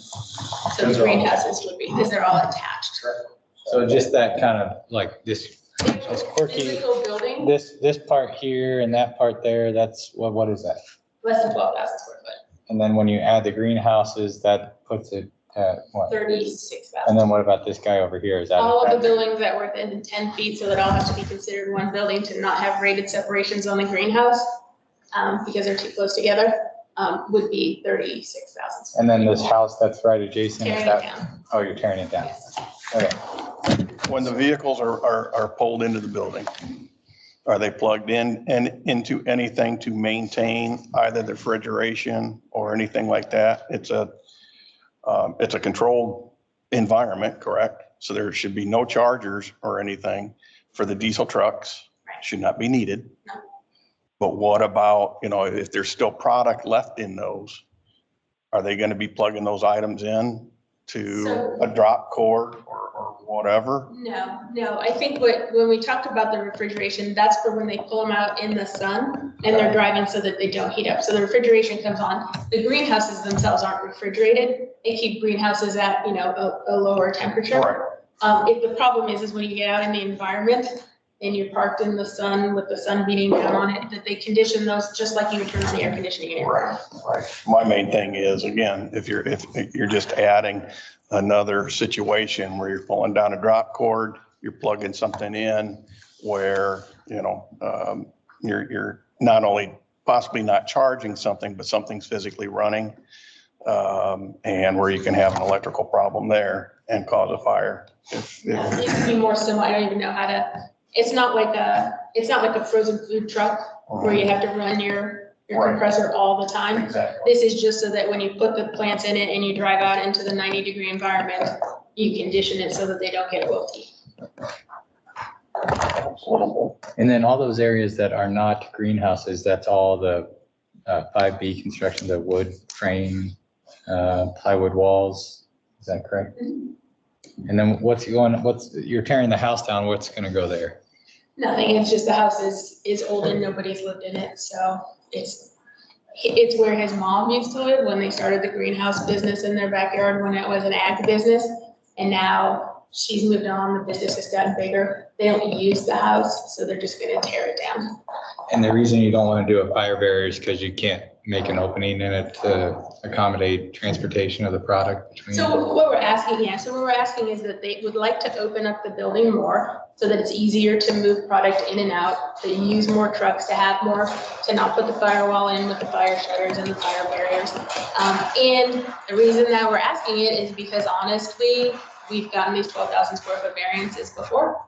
So it's just kind of a precedent that we had set as far as saying, We don't believe that these commercial vehicles, as they sit, are more hazardous than regular vehicles in 12,000 square feet. Well, It's any That's a vehicle. personal opinion. It's not a, no, well. So the other question, so my other question is, so you said that they've grown and they're adding on. So who's to say they don't store 3 more vehicles in there next year? Because they're growing and they're making, because you said it's grown. So And they they're growing, add they're adding on. So if they decide that, hey, we got a variance, we're gonna put these 3 vehicles in there. Now, next year, we're gonna put 6. The following year, we're gonna have 9. How many vehicles? Well, it's going, the design will go through plan review, so I mean, it'll be, the design will have the bays there. If you limit it to But 3 trucks, I'm just talking. if they add on to the building again, we'll have to go through plan review. I'm not talking about adding on, because they're adding on now. They're adding 4,000 square feet. What I'm talking about is, so they've got not quite 12,000 square feet, and they got greenhouses. If they add more greenhouses that are agricultural, those don't really matter, because they're just gonna add them. But then they're gonna use this and they say, oh, well, hey, we bought 3 more vehicles. We got a variance. Let's just stick the other 3 vehicles in here during the winter time too, to keep them protected. And then 2 more years after that, they decide that, hey, let's stick another vehicle inside the same building. Well, you'd have, I mean, at that point, you'd be driving the vehicles into where they have the racks and the storage. I mean, the way that the Wow. building is laid out, well, I mean, they're not gonna drive the trucks. But you just said they drive into the. Well, they're gonna park in the vehicle to get garage their section. stuff now, They're right? gonna park into the garage section that they have. So I mean, there will be a bay. They have to have garage doors. They'll back the trucks in there. It's not like they'll be driving them into the. I get that. Like But you know, that. so you have loading docks and we put sprinklers in loading docks when they back their trucks in and start loading up their material. Seems to me they've overgrown the acreage. Well, they're doing great, they're doing well, but they could build bigger. How much They could is, build the walls. how much is the budget for this addition? It's just a pole barn type building, so I think it's $800,000 for the building itself. Outside of the design And you piece. didn't get a cost, do you have a guess at We're what? not gonna sprinkler the building. Like I said, if the trade-off, the sprinkler is too expensive, we already know that. They've already told us that. It would be the fire barrier. So we would put a fire barrier in, so we would build a wood stud wall with 2 layers of drywall on each side and put it in the middle of the building. And what's the financial hardship of the firewall? It's not a financial hardship of the fire. I mean, obviously the firewall costs money. The hardship is the way that they have designed the space to be open, back the trucks in, have space that they could get to the trucks and not have to go through another door or another barrier. And given, again, and this is not my opinion on this. This is, I mean, we can talk about opinion, but if you look at the actual fire dynamics and you do the fire loading of those vehicles, because everything has a calorie count. So those vehicles have a certain calorie count. And if you go and you itemize that versus other storage occupancies that are 12,000 square feet that can be exactly like this and not have sprinkler protection, I think the argument is sound from just a purely science fire dynamics position. We're not putting any more fire loading in this building because all of our components in the building are considered light hazard or low risk, low hazard because of what it is. That adding the trucks into this building does not make it that much more. So the convenience of operating, and we get a lot of variances for the convenience of operating within a space that you design for yourself, is to not have that fire barrier, given that even if you put a fire barrier in there, if it catches on fire, it's still the same kind of a fire. The fire barrier will slow it down, but it's I don't know what, you're still gonna have a fire in the building because we are not required to put sprinklers in this building. We can divide this building up and not sprinkler it. The exit travel distances are short. They're cleaning all that up for the people who already work there. I mean, the buildings, you're talking worst case, 50 to 75 foot of travel distance to get out of the building. They have a fire, they have a fire in the building. There's 7 employees in the whole facility. It's not like a fire station where you're sleeping and you have to be woken up and you have to have the time to escape. It's a daytime operation. You guys have to make your own decision. It's just based on what we've done in the past, based on the actual technical hazard that we have. The 5,000 is a fairly arbitrary number, and the reason that they said they put it in there, if you read the reason, is that somehow bigger trucks are a much bigger fire hazard, but in the actual application of that, that's not entirely true. That's saying that you can have a pickup truck and park it in the building, then you can pile it up with stuff in the back of the pickup truck, but if you have a UPS truck and you fill it with boxes, that's more dangerous. So it's bad code, it's in there, we're trying to work around it, but you guys do have the final authority, so. They happen to have a hydrant on Franklin Road in front of it. They have a what? A hydrant. Yeah, there's one on the corner and then one on the other corner. It's a storage building right next to it, it's all storage, those little storage facilities. Franklin Road, they don't have a hydrant anymore. Not familiar, so. This is an area in Indianapolis that does have municipal water and fire hydrants.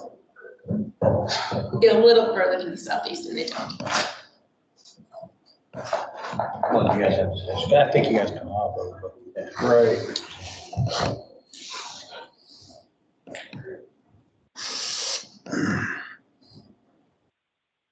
And we don't know what the local fire department thinks of this. It's Marion County. So Indianapolis Fire Department. They have not stated any opinion on it. Yeah, they don't. Have you talked to them about it? No, they don't. Their approach on variances for the, is my pop still on the phone? Yeah, it's just a weekend. I know they come occasionally. They are, Indianapolis comes here. I mean, at one time, Margie was here every single meeting, you know? David is usually here most meetings. I do not represent the Indianapolis Fire Department. I think that's perfectly clear. They do sometimes, because I do remember them sometimes coming in and saying they're not opposed to a variance or something.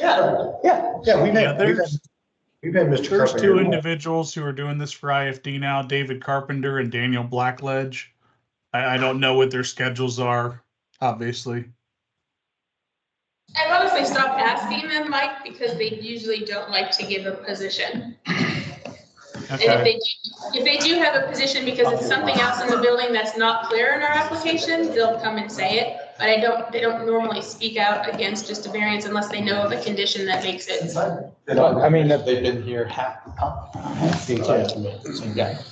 I mean, they're, I'll give my opinion and we'll see how it goes and then if I get voted down, then, so I would vote to deny. And if there's a second on that, if there's not a second. I hate to say it, but I would second that because I say put the wall in. If it's an inconvenience, it's an inconvenience. I mean, there's lots in design and construction that happens all the time. Better than nothing.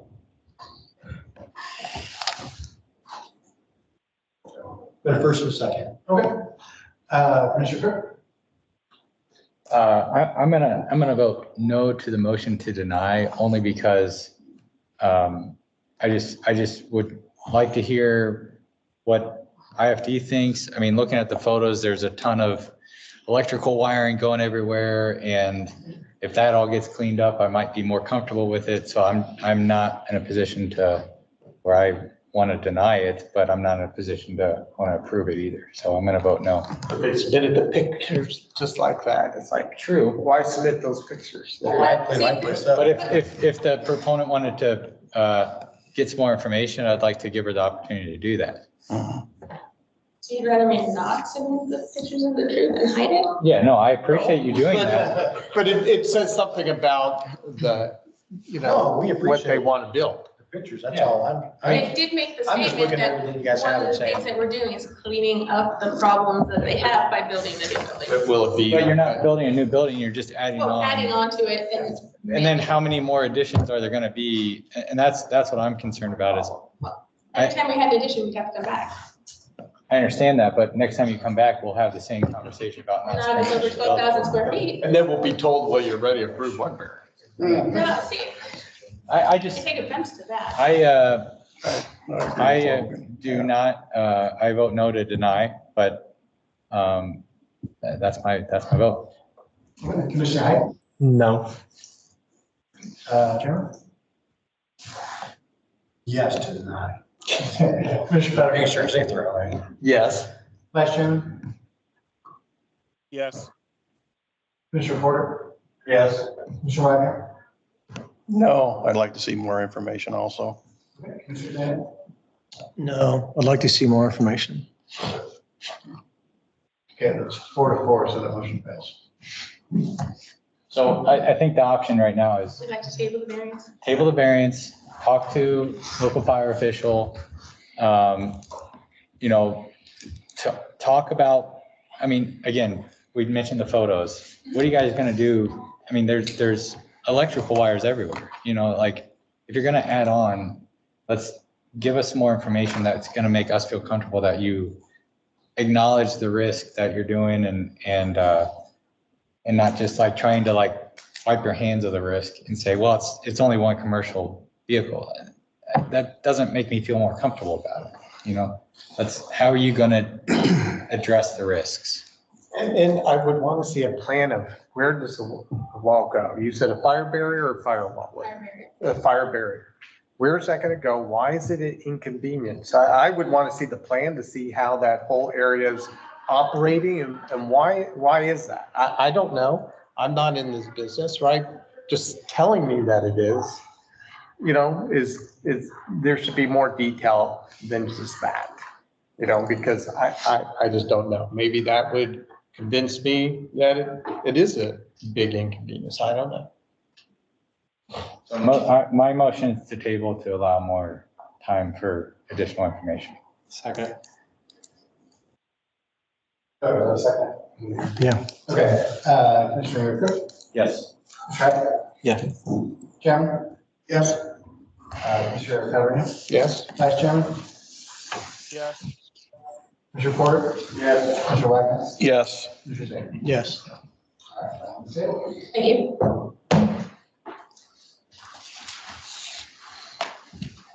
You want to continue on? Yes. Next up, we have 24. Sorry, we have 240454 United Christian Multipurpose Parish Crossing. And the code requires a sprinkler system for a group A3, where the fire area exceeds 12,000 square feet or has over 300 occupants. Request is simply not to provide a fire suppression system. And why was this referred? They got problems with the exiting and we just didn't feel comfortable proving this. Based on the space, it's a multi-purpose space and it could be deemed to be as much as 1,000 people, which would require 4 exits or 3 if they do tables and chairs.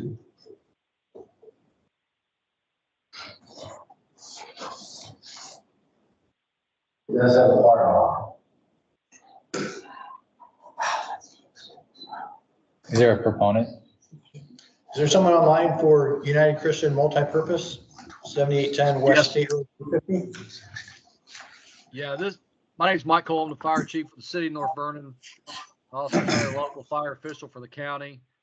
I also have a member here from that church as well that can field any questions you may have. So I'm sorry, you said you are the fire official and the proponent, is that correct? I have an individual here from the church, yes. And yes, I'm the fire chief of the city of North Vernon, but I kind of help the county area plan as well as when it comes to fire code stuff. Sorry, I missed it. I thought you said you were with the church as well. No, I have a member of the church with me. Okay, so you're not representing the church as well. Okay.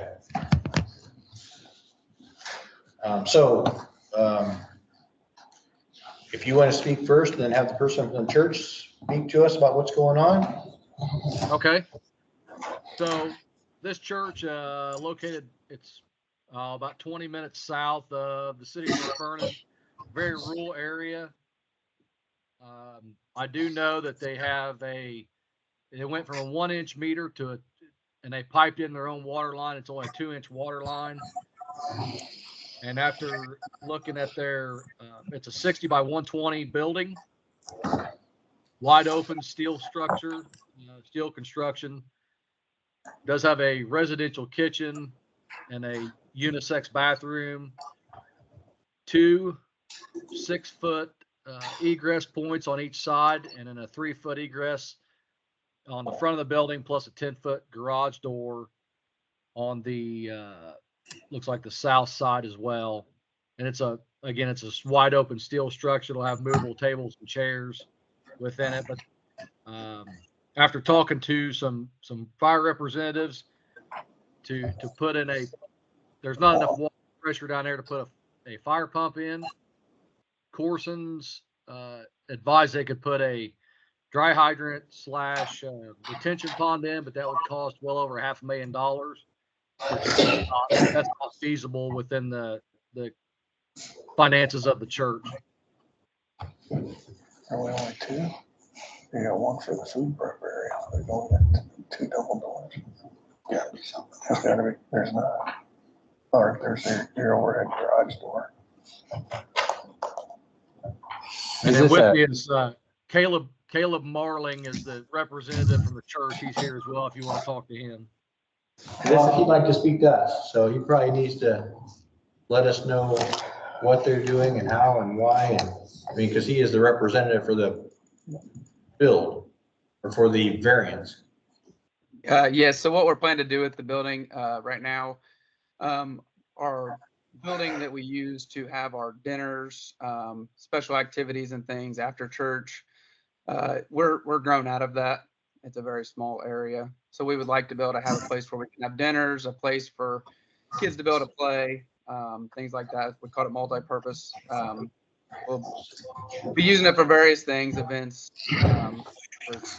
Our events at the church, the most that we've ever had at an event is around 300 people, which does not fit in our small area, but that's the most we've ever had. It's a rural church. We're not in a big area, but so that's what the building's for. He kind of touched base on what we would be doing or why we cannot put the sprinkler system in. If you have any other questions, I guess that's all I have. Is this already built or is it? No, it is not built. We are we've laid out the building pad. We have the stone down. We have not started any construction. We have the building purchased, but we do not have any construction started.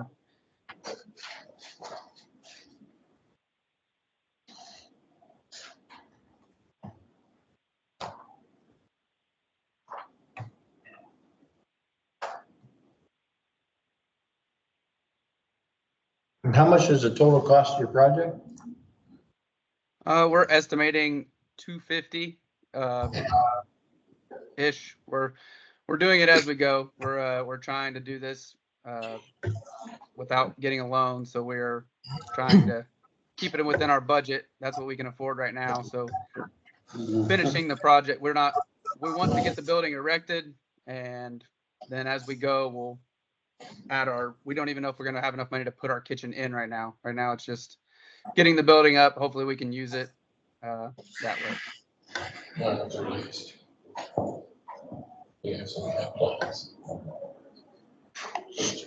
But you submitted plans of all of that to the state, is that correct? I mean, everything. Yes. Everything that you want to do? Yes, sir. Yes, sir. Yeah, we everything was included that we want to do. Yes. Is it an active kitchen? If and when you build it, will you be cooking in there? We will. It'll be more like a residential kitchen. So it'll mostly be for like rewarming stuff people bring in, and then it'll be crock pots, things like that. Is that what you mean? Yes. You won't do fish fries? No, nothing like that. It's not going to be like big commercial type kitchen. It's more residential style.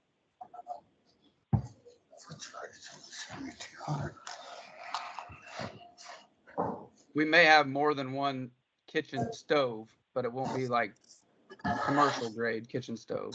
Okay. Were the stoves included in your plan that you submitted to the state? And a hood Yes, system? yes. And a- No, not a hood system, just the kitchen stove, like residential style. That's what we have. That's what we currently have in our church. It was just for rewarming things when people are bringing things in. I guess the fact that the kitchen is physically in there and the size of the building allows for how many people to be under roof. I assume there's no fire alarm. Fire alarm was included on the release. It was required for fire. It was included on the release. I would say that. This has been released through our department. We did say that it needed a sprinkler system and it did not have a hood included in that release. So either the kitchen, I don't have all the information, but that the kitchen did not have a commercial hood and we considered it a warming kitchen.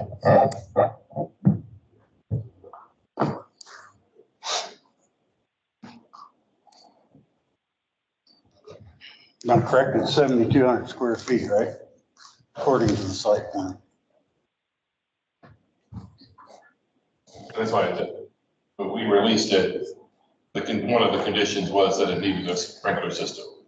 And this is what their choice was at this point.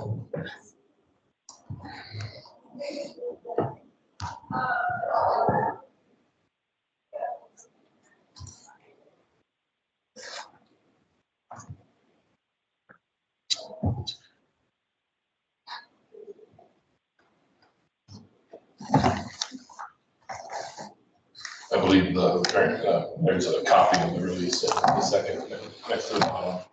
Yeah.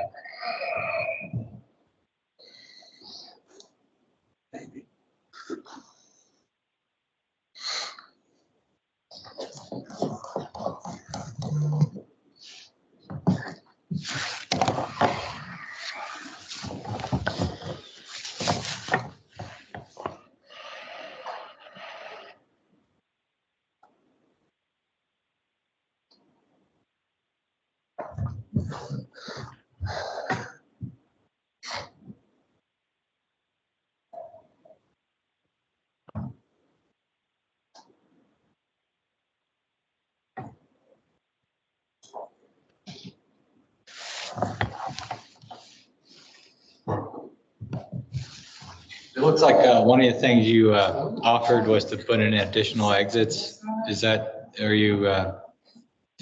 true? Yeah, we could add an exit if you'd like an exit added somewhere. That would be fine. We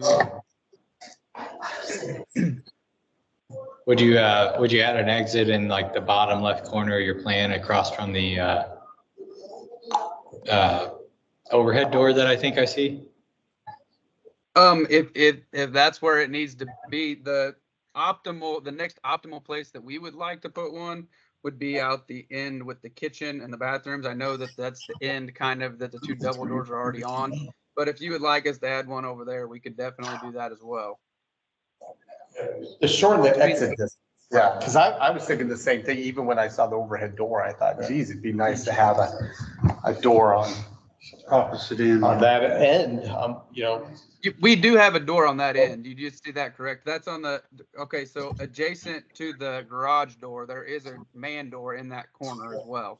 I don't know if it's Okay. on the. Yeah, I don't see one on the floor plan. It's not on the floor plan. Okay, that I'm we- sorry. So we have 3 openings. I'm not sure how that particular, we had a couple different drawings there, but the one that we are going with has the 6-foot opening and 6-foot opening directly across from each other. It would be on the east and west side, closer to the south end of the building. On the north end of the building, adjacent to the garage door, there is a single man door there, 3 foot wide. That is where that door will be currently, unless you would like it somewhere else. And then you have one out of the food prep kitchen as well? There is not one going directly out of the food prep area, directly outside, no. The plan you submitted is wrong. Yes. Yeah. Because that's what it's showing. Shows one has a kitchen. Yeah. Oh, okay. Yeah. I'm sorry. That, so That's I was not, foundation. I've got all. the floor plan. Do you have an architect? I'm sorry, who's your architect? And you have an architect? Probably the metal building supplier. Yeah, but as far as for the steel architect drawing, that came from the steel company, and they put the doors in place. I thought that drawing had them in place where we were currently putting them, but they were movable, according to us, like where we wanted to place them. So that may have been a mix up. I think Robert needs to get you. But if you would like a door out of the kitchen prep area, then that's perfectly fine. We could move that door to there. That's no problem. You don't want to move. Yeah. Or add. I would maintain. Yeah, I thought having the door there was a good thing. I would have left that door there and I would have. And then add another one, and we need a new print. Yeah, we're not saying to move the door. Yeah, I think we're. Talking additional. Yeah. Okay, that's fine. Karen, Yes, sir. where are you at on this? I look to you because you're the fireman in the room. Yeah, I'm trying to push this out there because I'm not really accepting, I guess, this whole thing. If I were to just vote off the top of my head right now, that's why I'm trying to get some things from him, but I mean, it should be sprinkled. I would want to see it sprinkled or see some other type of plan. I mean, they put in here that it's, and now granted, I realize it's a steel building that they're adding on, but you know, the additional expense of a sprinkler system is estimated to be $70,000 to $100,000, which, you know, if it's on the low end of $70,000, it's really not that much money, but I realize for their project price it is. Right. You know, but it's really How not much much. did you say for You have the sprinklers? You have $70,000 on here. For the sprinkler system? No, That's- I that's don't what you- know. I'm That's what sorry, you have. I'm not, So who wrote the variance for you? one of the other members of our church. I'm sorry, we're not very good with the. That's okay. computers here. I don't mean to be aggressive towards you. I'm just. No, just you're wondering- good. I'm sorry. wondering who So wrote the I variance. yes, I spoke with Corson today, and Corson told me that we do not have adequate water supply. And the only way that we could put in a sprinkler system would be to put in a pond, a pump system. And he said that would be $500,000 plus. He said, and we're closer to the $1 million range on that. And he said, there's no, go ahead, sorry. No, that's fine. I'm listening. So I'll throw out a motion that, to approve on the condition that, egress doors be provided in the kitchen and, the two that are shown in the drawings on the east and west side, as well as one near the overhead door. I would put one on the other side across from it too, wouldn't you? Okay, so one on each side of the north end of the building, the two on the east and west sides that are currently shown on the south end, and one in the kitchen. So a total of 5.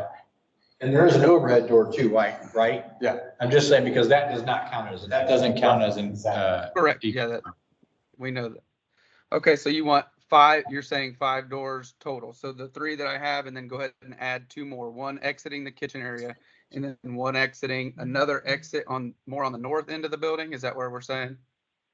yeah, across from the overhead door. That is north. Okay. Yeah, and keep in mind, the plan we're looking at is not showing what you're talking about. So Okay, I'm sorry about that. Those changes, will they have to resubmit for a new plan review? Yeah, they have to file an addendum. Right. So they'll have. Yes. If they change those plans. and they'll- Yes, I guess Right. part of the motion is that he has to supply, he has to resubmit an addendum. Yeah. So we just need if we have an addendum that says door location, and place the doors where they're actually going to be, and that would be what we need to resubmit. Is that what you're saying? Yes. Okay. Fire Thank you. safety would be nice. Well, they'll have to do that for their Well, they have local fire with them right there. Pretty high walls, 22-foot high walls. Yes, that's Basketball, the, well, they're gonna play basketball. yeah, we'll be, but yeah, be for the kids too, for sure. You do have a fire alarm system included, right? We can put a fire alarm. I don't know. Wasn't that We'll have part- smoke detectors in place. It was included in the release, let's say that. Yeah. There's nothing to see fire alarms. Okay. All right. And Okay, so we have a motion and a second. Commissioner Cook? Yes. Commissioner Hyde? Yes. Chairman? No. Commissioner Pattern? Yes. Vice Chairman? No. Commissioner Porter? yes. Commissioner Wagner? Yes. Commissioner Zach? Yes. All right, that one's done. Been approved. With those additions, Correct. adding the doors and making sure the fire alarm gets put in. Yes, Thank sir. you. Thank you. All right, last variance on the list is 240456 Indian Trail Furniture and Towel. This request is to not have a fire suppression system. The reason why we sent this to you is that this is quite a large structure. They are doing actually an addition of over 23,000 square feet to this, and the plans show even bigger or just about as large addition to this structure. And we figured this would be best for you guys to discuss and determine when is enough. And it is a picture store. Okay. Is there a proponent on for Yes, the Indian Trail Furniture? Tim Callis, J&T Consulting. All right, sir. So if you look at the A1 drawing, this building is compartmented as stated in the variance application in 3 separate fire areas. And those are 3-hour firewalls. They're compartmented in the building. So each fire area has 12,000 square feet or less. And 2 of those areas are actually where they manufacture standard woodworking variances we get. They'll have a bagger dust collection system. And so the biggest part of the building is 12,000, the smallest is around 6,400 square feet. But the drawing should show, the one I submitted has 3-hour firewalls on there. I'm sorry, what? The drawings that I had submitted for exhibit show 3-hour firewalls. Here. Okay, separating. Yeah. Keep that 12 in here. Right. So there's for that addition and that addition. What about this? Yeah. Where's the? That's close. Not sure. This is outside. This is outside. Are those doors that we're seeing? Still attached. No, no, they're not. See, that's a door. That's Right. Where's the egress doors? Oh, okay, there they are. Okay. They're pretty small on the drawing. Yeah, there's a bunch. Okay, I see it now. The center building that is there indicates that it's 12,000 square foot. It is a 12,000 square foot footprint, but it doesn't include the mezzanine area, which would be part of the fire area. Well, the variance covers that. I see what you're saying. Okay, so I had a little trouble figuring out where that mezzanine was even located, and it would be included part of the fire area. So if that's the issue on that, let's get everything else resolved. That it is compartmented, meets allowable area, meets fire area criteria. I'll have to go back to the design. And I explained that to him, and he told me that 12,000 was part of the mezzanine, but now that I look at that, that's accurate count on that. For 80 by 80. They might have to move that to the other location. Yeah, roof the deck, okay.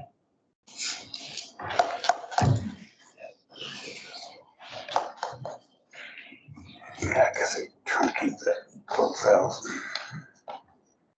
Yeah, but that's, I wouldn't, again, I would think you'd want to maintain your best level of confidence around that dust collector area.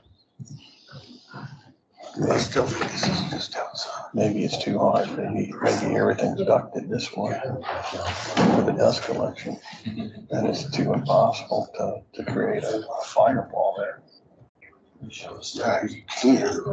Well, yeah, of course you can. You can do a lot of They, based on your plan, the existing warehouses, and then I go to like Google Earth and I see a number of buildings that don't have the same footprint. Which building on the site are you attaching this new addition to? If you look at the site plan, which is sheet SP1, all the new buildings, the three compartmented buildings are in striped or candy striped, whatever you want to call that. The existing wood frame furniture shop is like an upside down L, and it's in white, the very top of the page.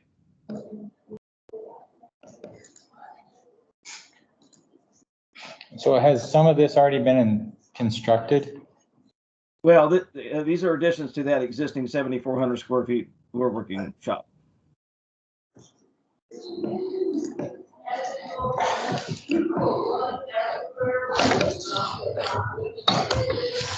I guess on Google Earth, I'm seeing,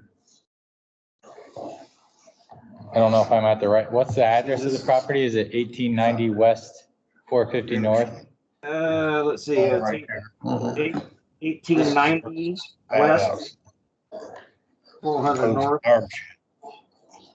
You know, there's probably about 50 woodworking facilities there in that area.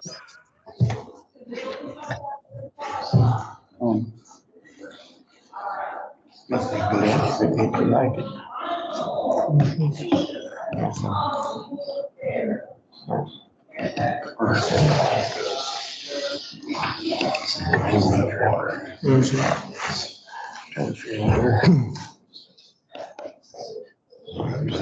You know, you'll see that there's a lot of that whole area of the state is just layered and layered with woodworking, Amish woodworking facilities. So who knows if you're looking at one that's next down the street or. But this is 1890 West 400 North.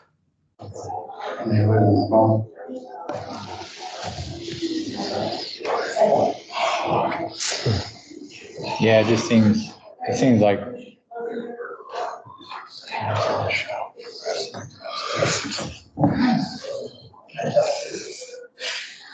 Yeah. It's existing. That's what I'm trying to figure. I think that's what Logan's trying to figure out too. Where in the world is this?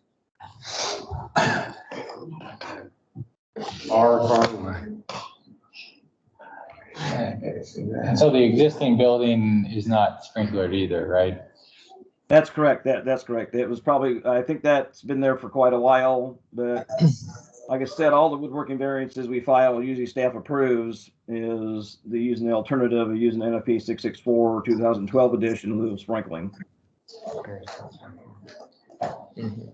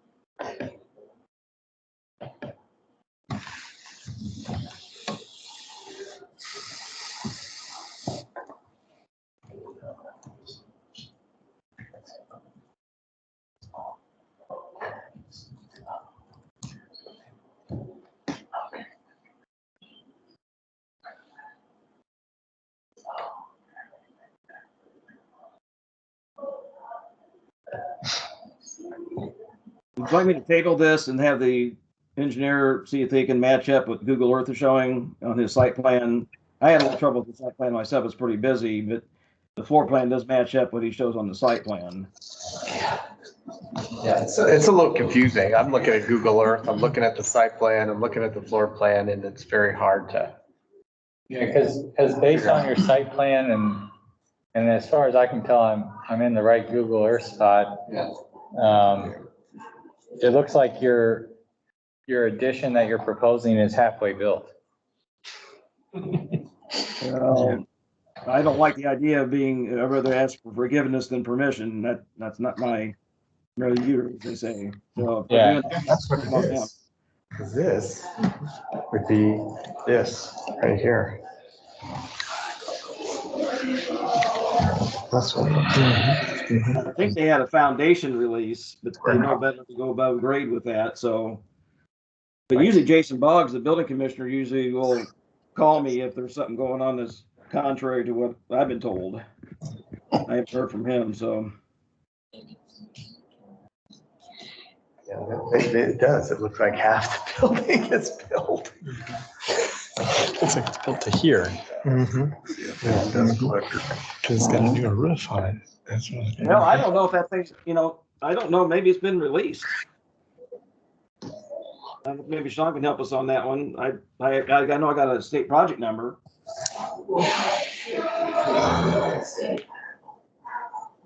I would love to table this for them to come back next month and give us more accurate information. Yeah, and did you get a, I mean, if you're gonna,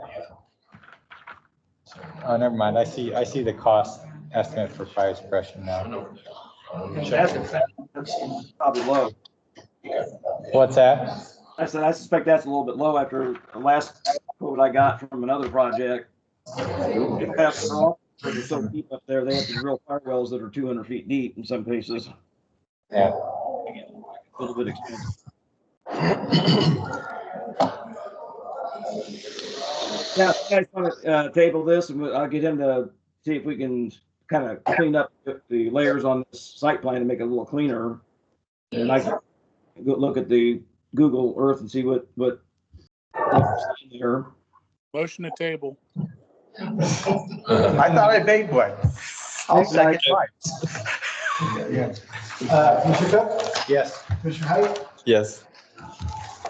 Chairman? Yes. Commissioner Patarino? Yes. Vice Chair? Yes. Commissioner Porter? Yes. Commissioner Wagner? Yes. Zager? Yes. On this page? This is there in the proposed shop here for business. I know. That's the thing. It's like the proposed shop. All right, so just to run through the rest of this really quickly, we have no building system applications. For the report on administrative review, we have a non-final order, but it's currently pending objection, so there's no action that we need to take on that at this time. Other case information was provided for your courtesy. One final order and the same Bobbitt case also provided for your information. And then I believe General Counsel has an update on the current legislation. Good afternoon, Jessica Dudley, EHS General Counsel. Hope to keep it brief because I'm sure you all want to get out of here. It's not a fun topic, but here to chat about House Enrolled Act 1003 and our administrative review process. There was some legislation this session that addressed how all state agencies handle administrative review cases and any matters that go to the Office of Administrative Law Proceedings. After July 1, 2024, they will be issuing final orders on those cases, and they won't be coming back if it's a substantive matter to this body for your review of a non-final order and approval to issue a final order in those cases. So currently the process is IDHS, the commission staff receives petitions for administrative review, we process them as long as they're timely and they qualify for review, and we send them over to the Office of Administrative Law Proceedings to assign an administrative law judge to conduct the hearing. The administrative law judge will have that hearing. If it's resolved and there's no substantive order issued by the ALJ, the administrative law judge, then they'll issue a final order on those cases. But right now, there is a substantive order, so the dispute wasn't resolved. They weren't the case wasn't dismissed, the matters would be coming back to you for final approval of those matters under this new legislation come July 1, 2024. Those matters wouldn't be coming back for your review and approval or modification of those orders. That's the gist of the legislation. We would still be processing these cases for you, notifying the commission of all cases that were filed, keeping them on your agenda for awareness, and giving you copies of any final orders that were issued by the Office of Administrative Law Proceedings on those matters. But there would be no action that would need to be taken at this point.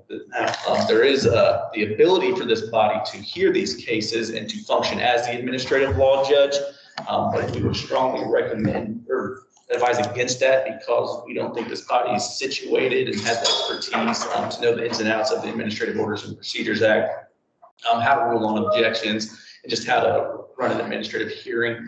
So assuming we want to continue to send cases to the Office of Administrative Law Proceedings to assign a hearing officer to hear the commission's cases, this was just being provided as an update for cases that are occurring after July 1, 2024.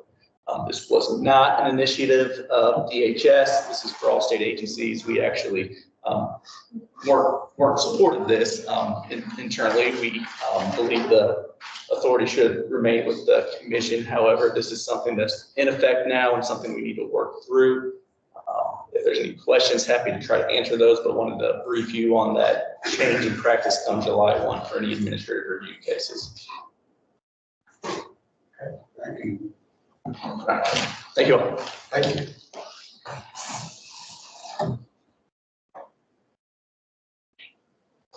All right. I don't really have any closing comments. Thanks everybody for being here. I appreciate it. A little earlier than most, certainly. But our next meeting is scheduled for June 4th in this room as well at 9 a.m. At 9 p.m. So I will see everybody next month. Thank you a lot. Guys, have a good month. Happy Mother's Day. Yeah, happy Mother's Day.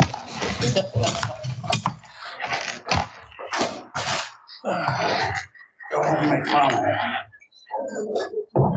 There you go.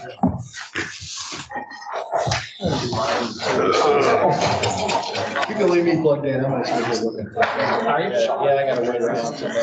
Thank you. Yeah. I was trying to. It's fine, don't use Don't worry about it. I didn't have anything to plug in, so. I'm cold too. Yeah, then I saw the shop, the red.